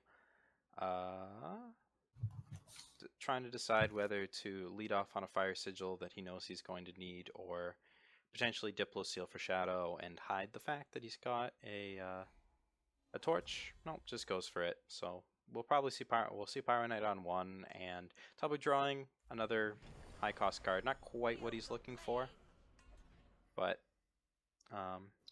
yeah, I think I like playing the Sigil on 1 because the deck does need, well, at the very least, double Fire and single Shadow, but you'd like to get at the 3 of each, so he kind of wants to see what other power source, influence source he draws before he decides on the Diplo Seal. Yeah, and there are times when you want to torch Oni Ronin on 1. There are times when you want to save it. So just giving yourself that option opens up a lot more opportunities for you. As looks like he decides not to use the torch here, and is once again trying to decide between Diplo Seal and Shadow Sigil. I think for your second source, you just play the Shadow Sigil, and keep going like that. Yep, no, that's what he does. Pyro Knight is like not that big of a threat yet. Like, it doesn't have Warcry, so it's not snowballing into bigger units. It's just a 2/1. It gets blocked by everything you have. I kind of like saving the torch for a big threat like a Champion of Chaos or even an Archiport Instigator. Mm-hmm. Sometimes, if you don't have a turn 2 play and you've got like a high curve hand, the Ronin becomes a major threat and something that you want to remove immediately. But yeah, I mean, even if Tabu torches here and pushes in with the Pyro Knight, that's only 3 damage, and it's not that big of a deal because there's a lot of power behind, or there's a lot of stuff behind that, and Overmaster is certainly poised to beat the 5 and 6 drops with 2 obliterates if he can get up there. Yeah, and Tabo's hand is heavy on the large flyers, so Overmaster is gonna need to get there. Mm-hmm. Yeah, so we heard Tabo talking about his sideboard plan where he actually boarded out Rakano Outlaws, and it's just kind of all about having the last unit standing, having just all big units in removal. So it'll be interesting to see how that plan develops. And here he's making a Diplo Seal choice. He needs Double Shadow, Double Fire, like we were just saying, or Triple Fire for the Soulfire Drake. So again, wants to just put off a Diplomatic Seal decision until the last moment. So the problem with putting off a Diplomatic Seal decision is if you draw a second Diplomatic Seal, which is something the players need to consider, because worst case scenarios happen a lot to aggro players, and they need to figure it out there, because if you draw another Diplo Seal, you're not going to get any influence out of both of them. So something that needed to be considered. And Overmaster draws his own big flyer, but no power, so he's definitely on the power plan, and Tabu does not get any additional information with this draw. Yeah, both players have to choose now between second fire, second shadow with their Diplo seals. Overmaster going for the shadow, or sorry, Tabu going for the shadow, obviously because of the double impending doom. Yeah, they both go for shadow. Yeah. And they both have more double fire cards than double shadow cards in hand. That just goes to show how important impending doom is. Well, Overmaster draws the Fire Sigil immediately, and Tabu with a very awkward Groundbreaker draw. Not looking particularly promising for him with that particular draw, as he is on the back foot against a not only the impending doom, but just as soon as Overmaster draws a power, the game pretty much ends with that misdrop, because double obliterate's going to close it out against anything that Tabu can play. Yeah, Tabu's kind of getting punished for having somewhere in the neighborhood of like 18 to 20 cards that cost 4 or more in his 28 power deck. Like, he's just really cheating on power and hoping on the redraw to bail him out, and it did not bail him out here. No, which is not ideal, as another obliterate, well, it's shiny, but it's not power, so. And unfortunately, Groundbreaker reveals another flaw in Tabu's strat. His Groundbreaker is not foil, so he's disrupted the balance of his deck and is justly punished for it. No wonder it abandoned him in his time of need. Yes. Onironin, also not a power, and the game was long over by then, so unfortunate that happened, but like LightsOutAce said, not only was he cheating on power, he was also cheating on foils with a non-foil Groundbreaker. So you can't mix premiums. It just doesn't work. So Tabu's taken down, and that leaves Kamado on Chalice as the final player. Can he bring them back? Well, he did it. He did it last week with a quick 4-0. So. Yeah, I mean, Chalice is not where you, like, it's not the ideal matchup against Burn, but it does have a chance. Like, you have early blockers, you have those Lumen Defenders to stabilize against Obliterate. So, I mean, it's not like a terrible lost cause or anything. Yeah, and if any player can do it, well, Kamado's on a bit of a hot streak with the deck, so I imagine that he will be well positioned in order to handle that. So, if you trust anybody with this sort of matchup, I trust Kamado, and that's why he's the anchor this week.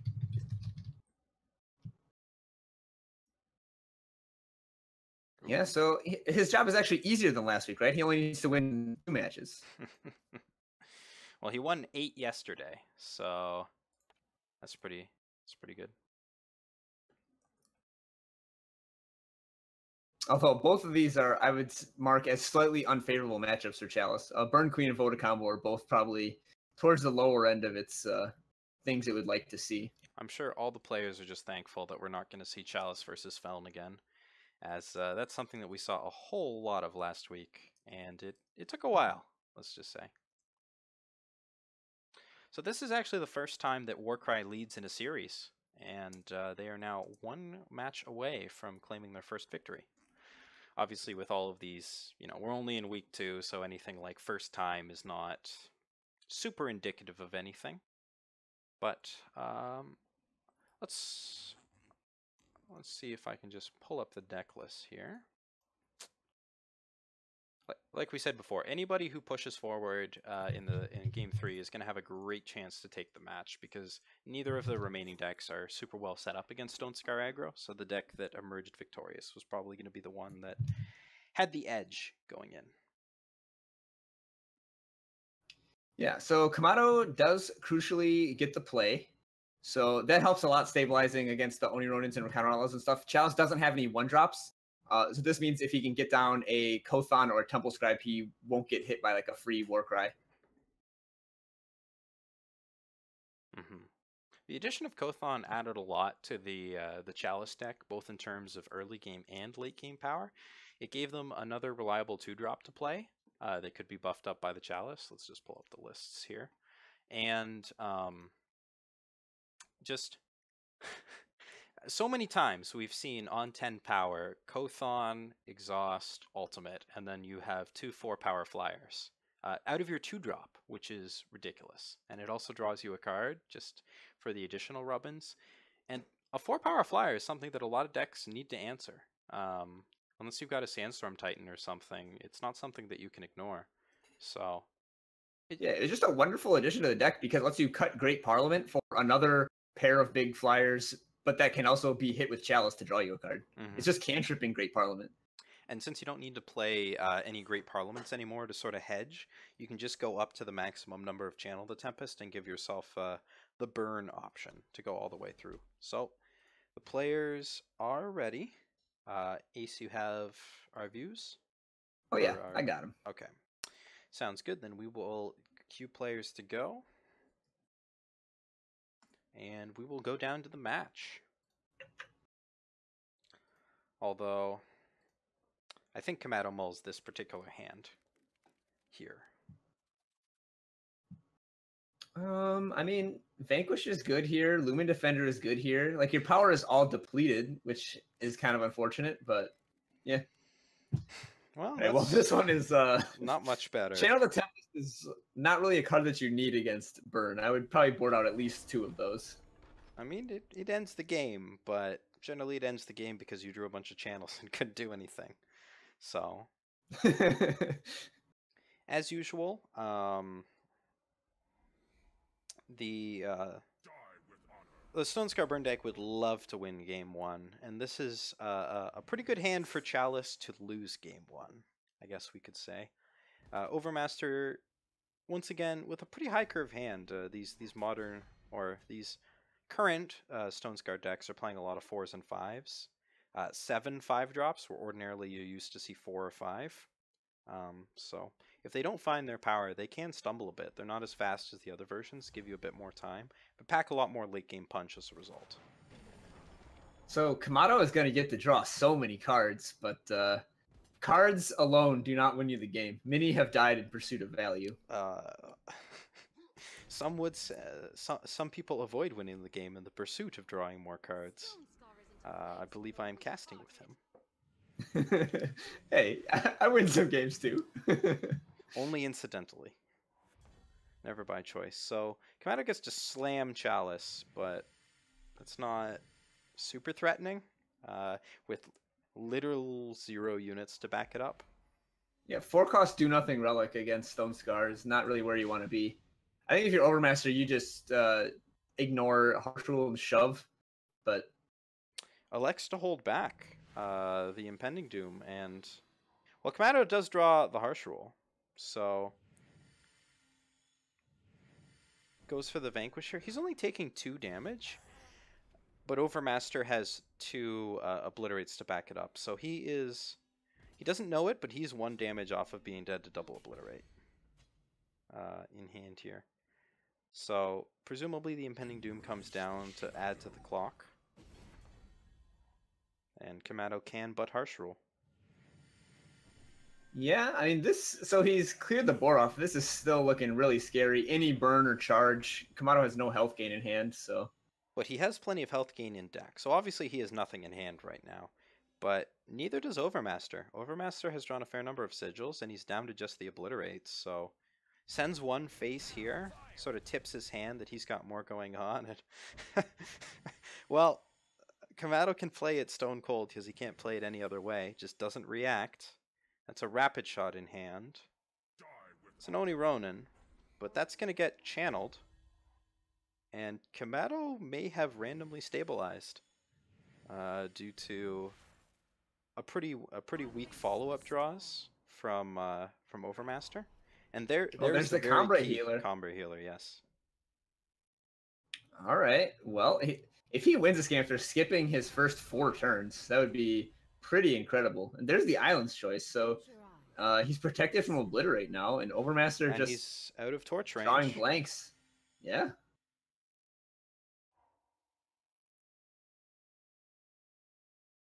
Oh, Kamado just passed, so he's going for Wisdom with Island's Choice backup. Okay. Yeah, so as long as he holds up Island's Choice, he's protected from dying to Obliterate or, importantly, Soulfire Drake. And Overmaster just passes the turn again. Another Island's Choice. Okay. I don't know too many other Chalice players that could skip 4 turns and still win the game against Stone Scar. But yeah, this is something else. Kamado's, he's found the line. And yeah, he's got all these blockers. He can turn them into a flyer next turn to play around the Soulfire Drakes. He's turned the corner. Overmaster needs to hit Runner, 5 drops of either Soulfire Drake or Obliterate and pull out that Island's Choice. And even that's not going to be enough. Because now with 2 Island's Choices, Overmaster can't play more than 1 threat per turn. So he needs to hit like Torch, and just slip under it. Like Torch Vera's favor, something like that. So the big drops are now useless, and just more power, and that's gonna do it. It's too slow now. Yeah, he never drew a way to push that last point of damage. Kamado knew that he just needed to live long enough to channel the Tempestoni Ronin. Okay. Yeah, that's not usually how it ends, but I mean, I guess he will take it. So that's something else. All right. Well, Titans will certainly take that. Their backs are against the wall for the first time, and while Burn Queen may have taken down this one, Chalice is far from taking the match, as Chalice is sort of pre-boarded against aggressive decks in some ways, in that they have all of their Combray healers and their Lumen defenders in the main board, so that they don't get too much in terms of like traditional anti-aggro cards that come in after board. Yeah, I think he's still gonna board a bunch of cards. Like you just want to get those channels out of there for like the Protects and the Sandstorm Titans, probably. Mm-hmm. Yeah, there are still things that he can do, but you know, Chalice has some okay options against aggro in their opening hand, or in their main board, as we've seen there. Backlash, certainly a consideration. Island's Choice does hit stuff like Impending Doom and Soulfire Drake, but Backlash could come in to prevent more of those rapid shots and things. I don't know how useful rapid shot is in this matchup. Because yeah, I think he might just cut those completely, just straight swap them for Suffocates. Like Suffocate kills everything pre-Chalice activation, and if your opponent is activating Chalices against you, you're generally pretty happy about it because you have units in play. So the question that a lot of Chalice players ask, and that I haven't actually played enough Chalice to tell you the answer to, is do you sideboard out Chalice in these matchups? Because we talked about the 4 power do nothing, but you do need some way so to you turn need to have either Chalice or Channel, or you're just gonna like draw a ton of time, don't do anything, and run out of stuff to do, and die after drawing 50 cards. Mm-hmm. So I would keep in like probably 4 to 5 copies between the 2 cards, and I think the Channel is just worse because it's more expensive. Like Chalice does let you turn the corner in a way. Once you like play your first Harsh Rule, then you don't mind having a Chalice and like drawing some cards. So I don't like cutting Chalice. Channel also doesn't win the game in the same way that Chalice does, because Channel, yes, it does one thing and draws you a couple cards, but Chalice turns every unit you draw into a very real threat, and sort of turns your whole deck on in a way. Yeah, I mean it's the name of the deck, right? If you take it out, what do we? So you can still win the game with Kothons and things, but it gets a lot more of a struggle, and given how much late game these Stone Scar decks now pack, could be scary. Groundbreaker, definitely a card I expect to see coming in. Preventing health gain is very nice. It dodges Vanquish, it dodges Island's Choice, so a tougher unit for Chalice to deal with, and then the Suffocates and the Sabotages and whatnot. So we saw a Statuary Maiden in Overmaster's opening hand. So like after you cut the torches and the rapid shots, what are you cutting for these Statuary Maidens? Bandit Queen is possible. Doesn't line up super well, as we are moving now into game, I believe. Yeah, so Bandit like Queen. Both players are free draw on their opening hands, and yep, we're off. Okay, so we will see what the deck looks like. There's the Sabotages, and not a great start for Overmaster. That's a lot of power and some spells. Yeah, I don't like Annihilate that much either. Like, so Kamado's deck is just so reactive now. And when your deck is full of this many reactive cards, the game is naturally going to go longer. And I don't think you want the game to go longer as Burn against Chalice. No, I think siding out too many units is certainly something that the players can fall into the trap. Because like you're already bringing in the Suffocates and the Sabotages. And the problem is you don't want Varus Favor here. Like Varus Favor doesn't kill anything except for... Like, it kills Temple Scribes and Amber Acolytes, but so does everything else that you're playing, you know, and you at a certain point you need units, but the problem is that the higher curve Stone Scar decks need the power, so they can't really side those out all that easily. And it puts them in a tough situation, I guess, is what I'm saying. Oh, well, he finally found an Oni Ronin, so... Some pressure. The long road of Oni Ronin begins now. Well,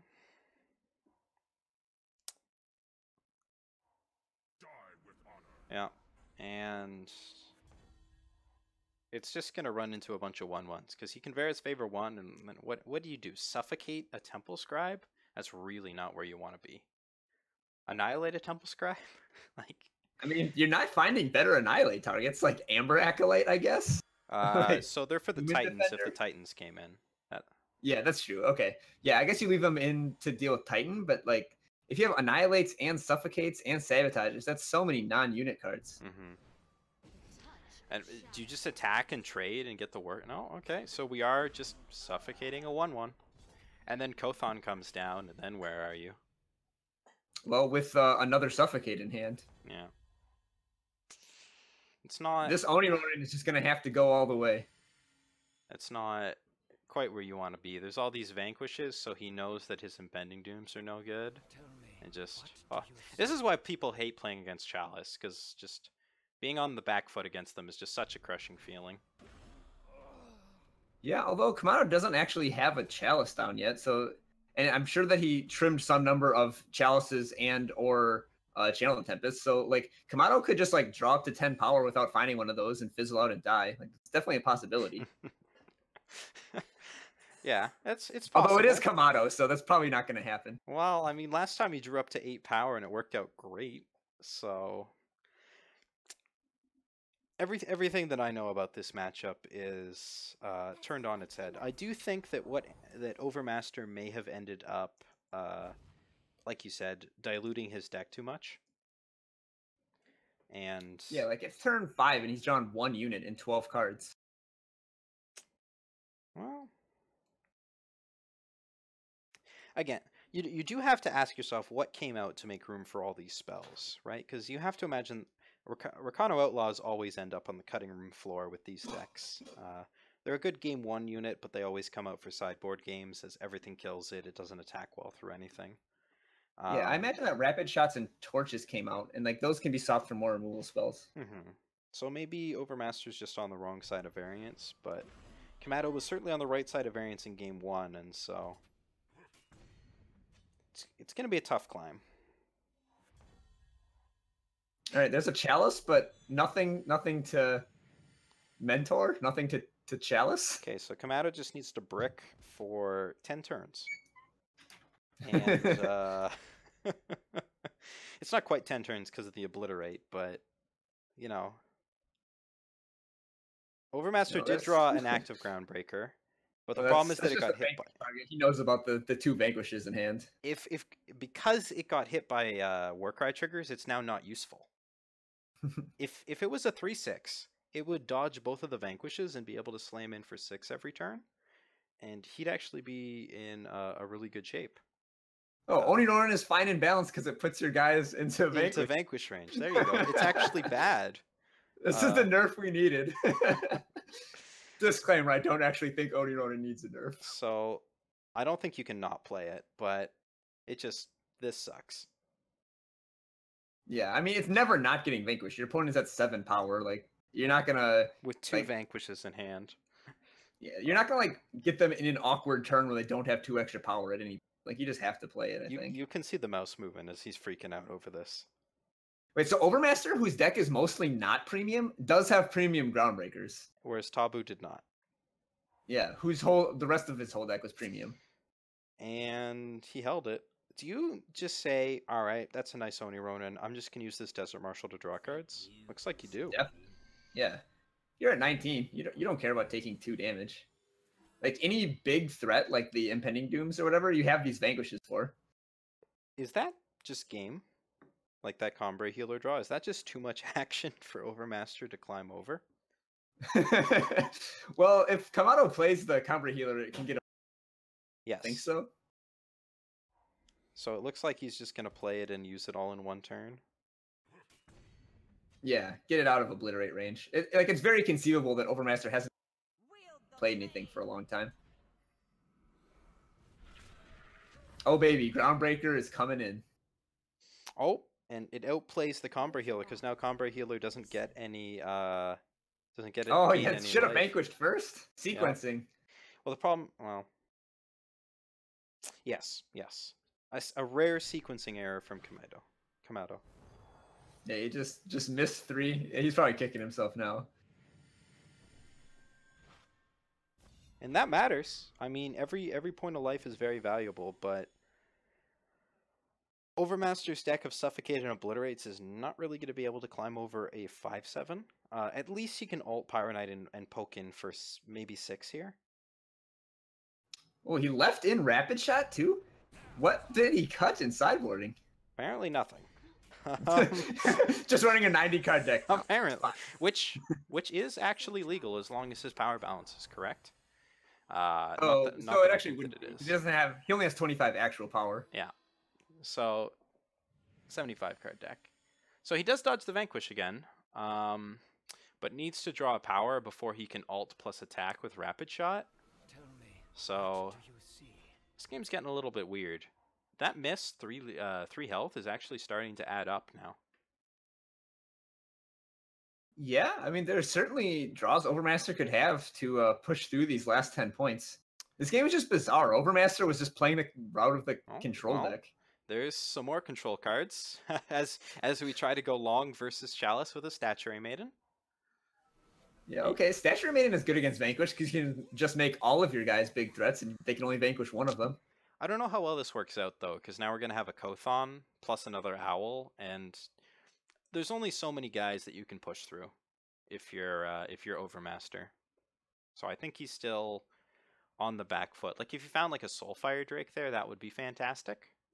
Would be a very good card to find there. Just put his opponent to 5. But Statuary Maiden may be a little bit slow. Yeah, so I guess if you're Overmaster next turn, you just attack with Maiden and ult Pyro Knight, and then it's like hope that over the next 3 turns you can draw like a point of burn or a Soulfire Drake or something to get through that last point of damage.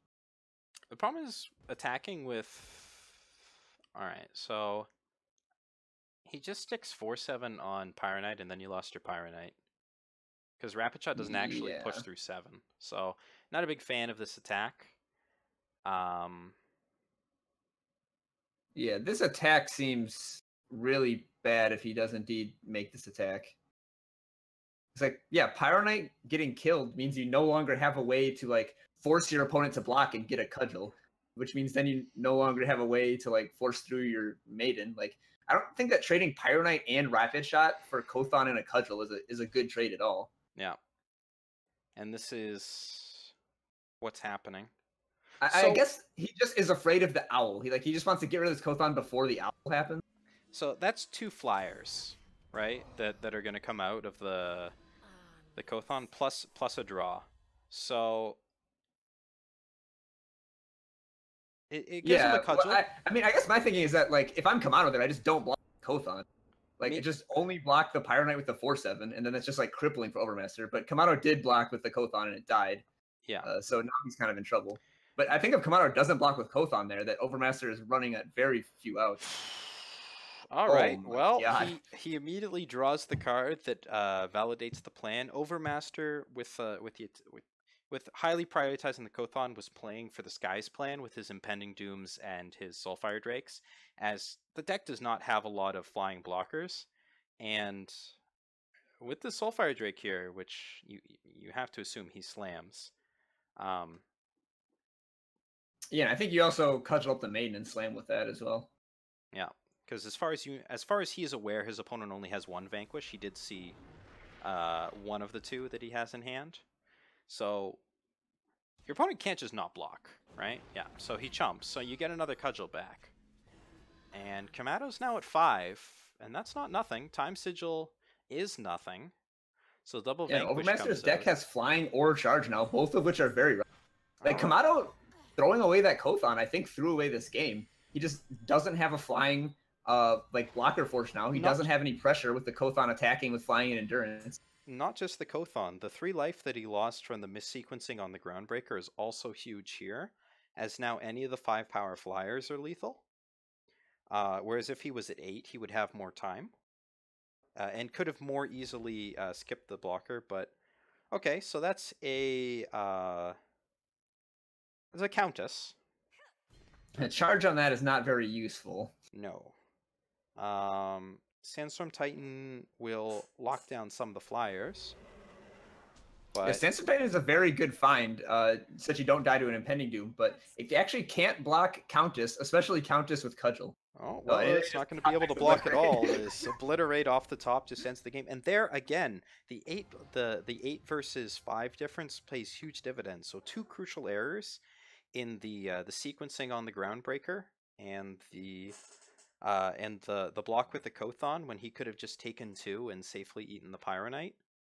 Although you have to admit from Kamado's perspective, where he blocked with the Kothon there, that even if his opponent does have Rapid Shot, taking 6 is a scary prospect when he was at 10. Yeah, that would put you in Obliterate range either way. Mm-hmm. So we can't say that one was a mistake. We can say that it was that it did not work out well for them in that Overmaster immediately drew Soulfire Drake in order to take advantage of that, but definitely the missequencing. Yeah, it's just another sort of positional thing where like the players are positioning in a different way than like we thought they would be. Mm-hmm. So both of them have like diluted their main engine. Like Burn has taken out a bunch of units for a bunch of interactive spells. Chalice has taken out a bunch of chaliceable units and removal spells for like Sandstorm Titans and stuff that can't be Chalice. So he doesn't have as much like overwhelming card draw.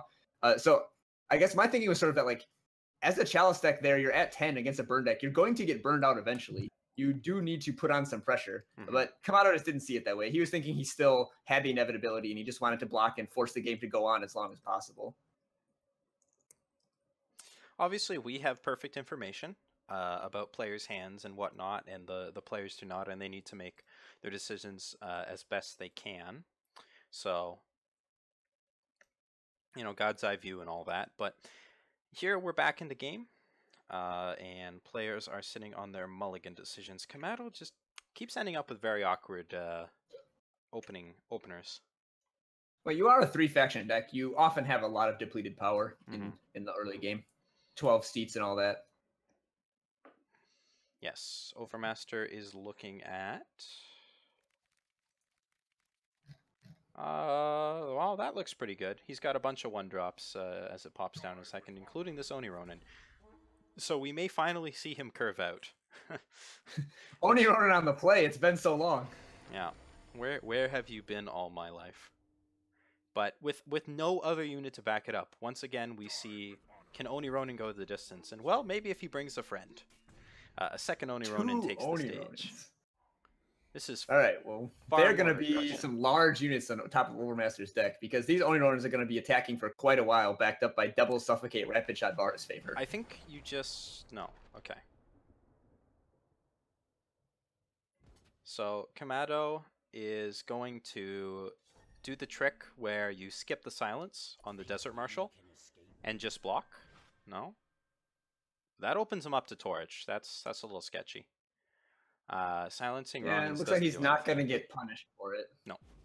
But if you do not you choose to use the silence ability on Desert Marshal, when you ambush it, your opponent doesn't actually have anything to respond to, and you can safely block before Torch, which then your opponent is torching a unit that has already been blocked, and you take less damage. So you open yourself up a little bit better there.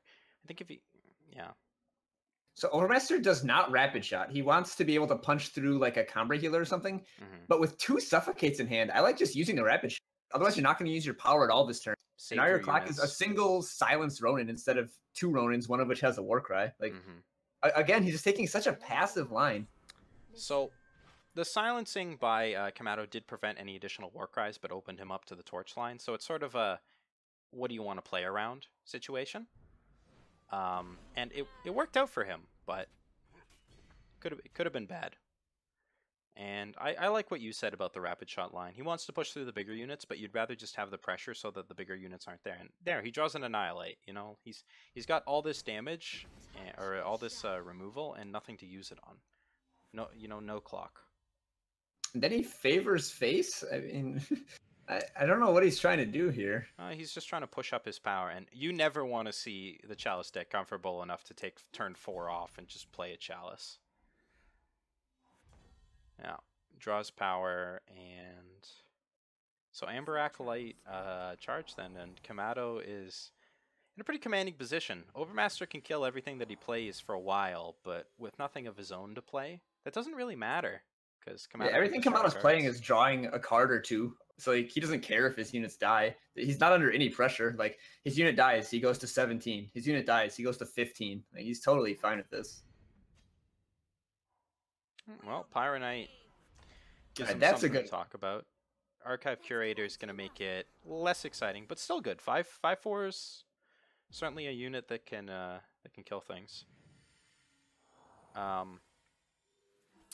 So Overmaster could have responded to the silence trigger with Annihilate in order to push to prevent the draw on Archive Curator, but possible that he wants to annihilate the 4/3 and then suffocate the Curator. So yeah, I don't think he cares about card advantage anymore. Kamato has a Chalice. He's never going to run out of cards. Now Overmaster needs to get ahead on board and kill him before Kamato can bring all those cards to bear. Well, Temple Scribe is going to make that a little bit tougher. It's written right here.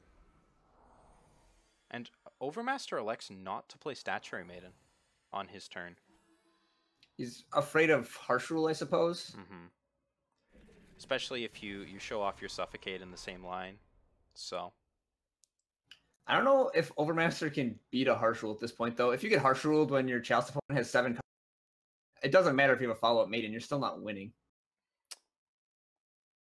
If Kamato does not play an Amber Acolyte, and he's already played a power for the turn, right? Yes, I believe so. So if he chooses to hold up Protect, he might just die to Suffocate plus Rapid Shot. Because he only has the 1 blocker. Well, Protect protects from the Suffocate. Yes, that is true. Okay. I've just been very surprised by Overmaster. I mean, I guess I haven't played post board from the burn side at all, so maybe this slower, sort of controlling spell-based removal plan does work. But from my perspective, it seems to be that he would be doing better if he was being more aggressive and had sideboarded and played in a more aggressive manner. Well, players choose the line that they think is best. Nobody chooses a line that they think is going to lose them the game.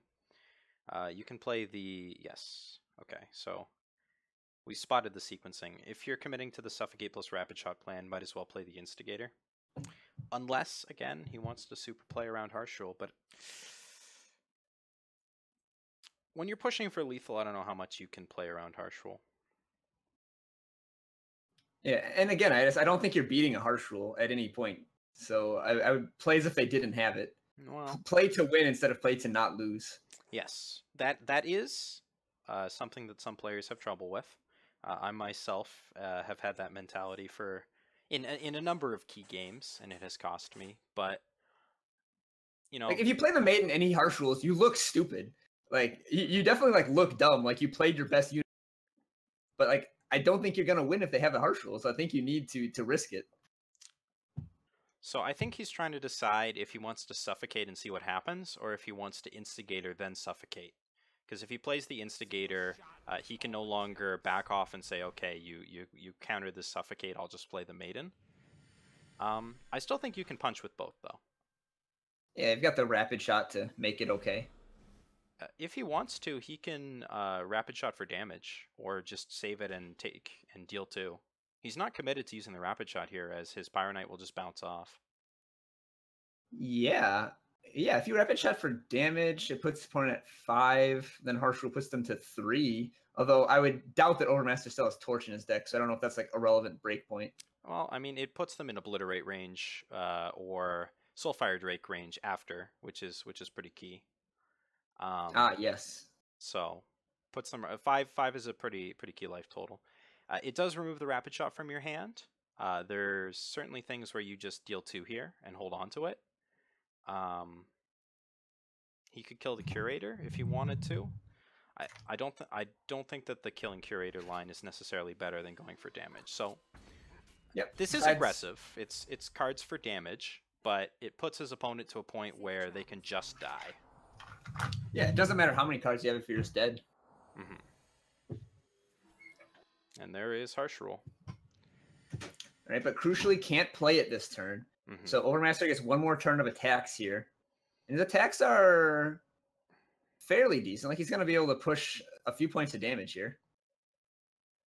I guess unless Kamado plays another Amber Acolyte into his own Harsh Rule. It's kind of silly looking, but I think it might be correct. Yeah, I like this play. Just preserve as much health as you can. And Overmaster finds... Because on board, Overmaster doesn't have any good attacks. I don't think. Doesn't find anything. Yeah, it's like 2 trades and a bounce if he attacks, or like one of his guys gets eaten, one of his guys gets jumped. So is this like Maiden and then push with Pyro Knight plus Instigator? And just your opponent has that to does trade get with you 1 Instigator. cudgel, right? Yeah, and 1 damage. Which isn't nothing. Yeah, like doing 1 damage means that if Kamado draws a Temple Scribe, your Soulfire Drake is still lethal, for example. So attacking with Pyro Knight doesn't do anything, except force your opponent to make a decision. Because if you just attack with Pyro Knight, it just gets blocked by a Curator, maybe double blocked with the Curator, and then you kill an Amber Acolyte, and it's whatever. You can't attack with just Instigator. You attack with Instigator and... Wow.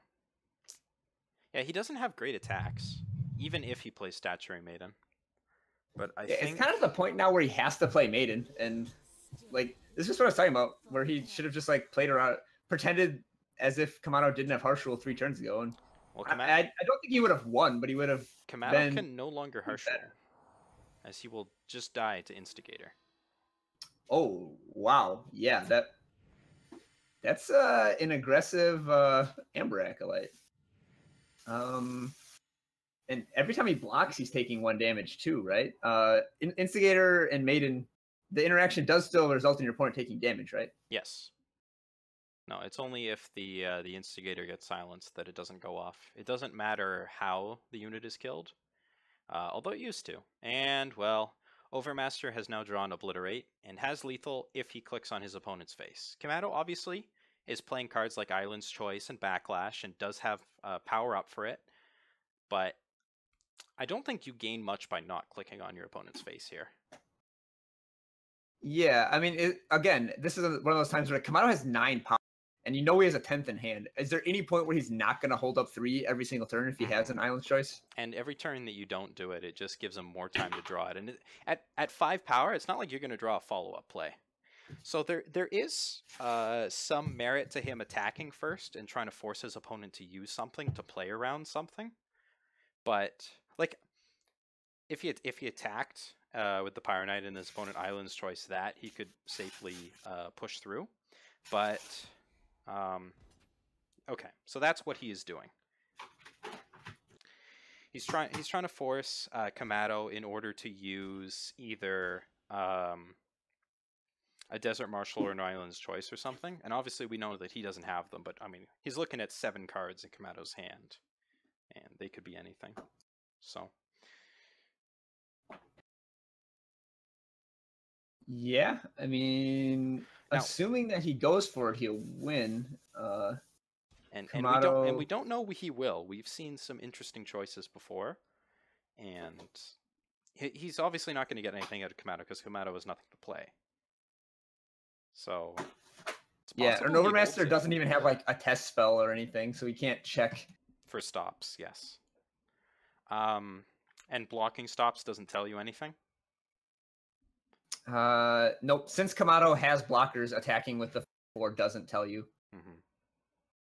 And he doesn't have a fast spell of his own to hang combat. So maybe that's what's going to tell him that there's nothing going on.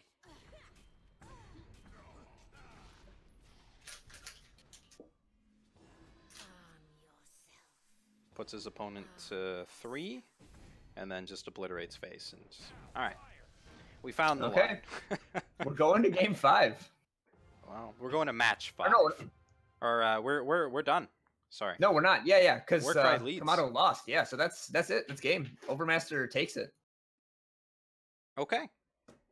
So the 3-0 from Overmaster.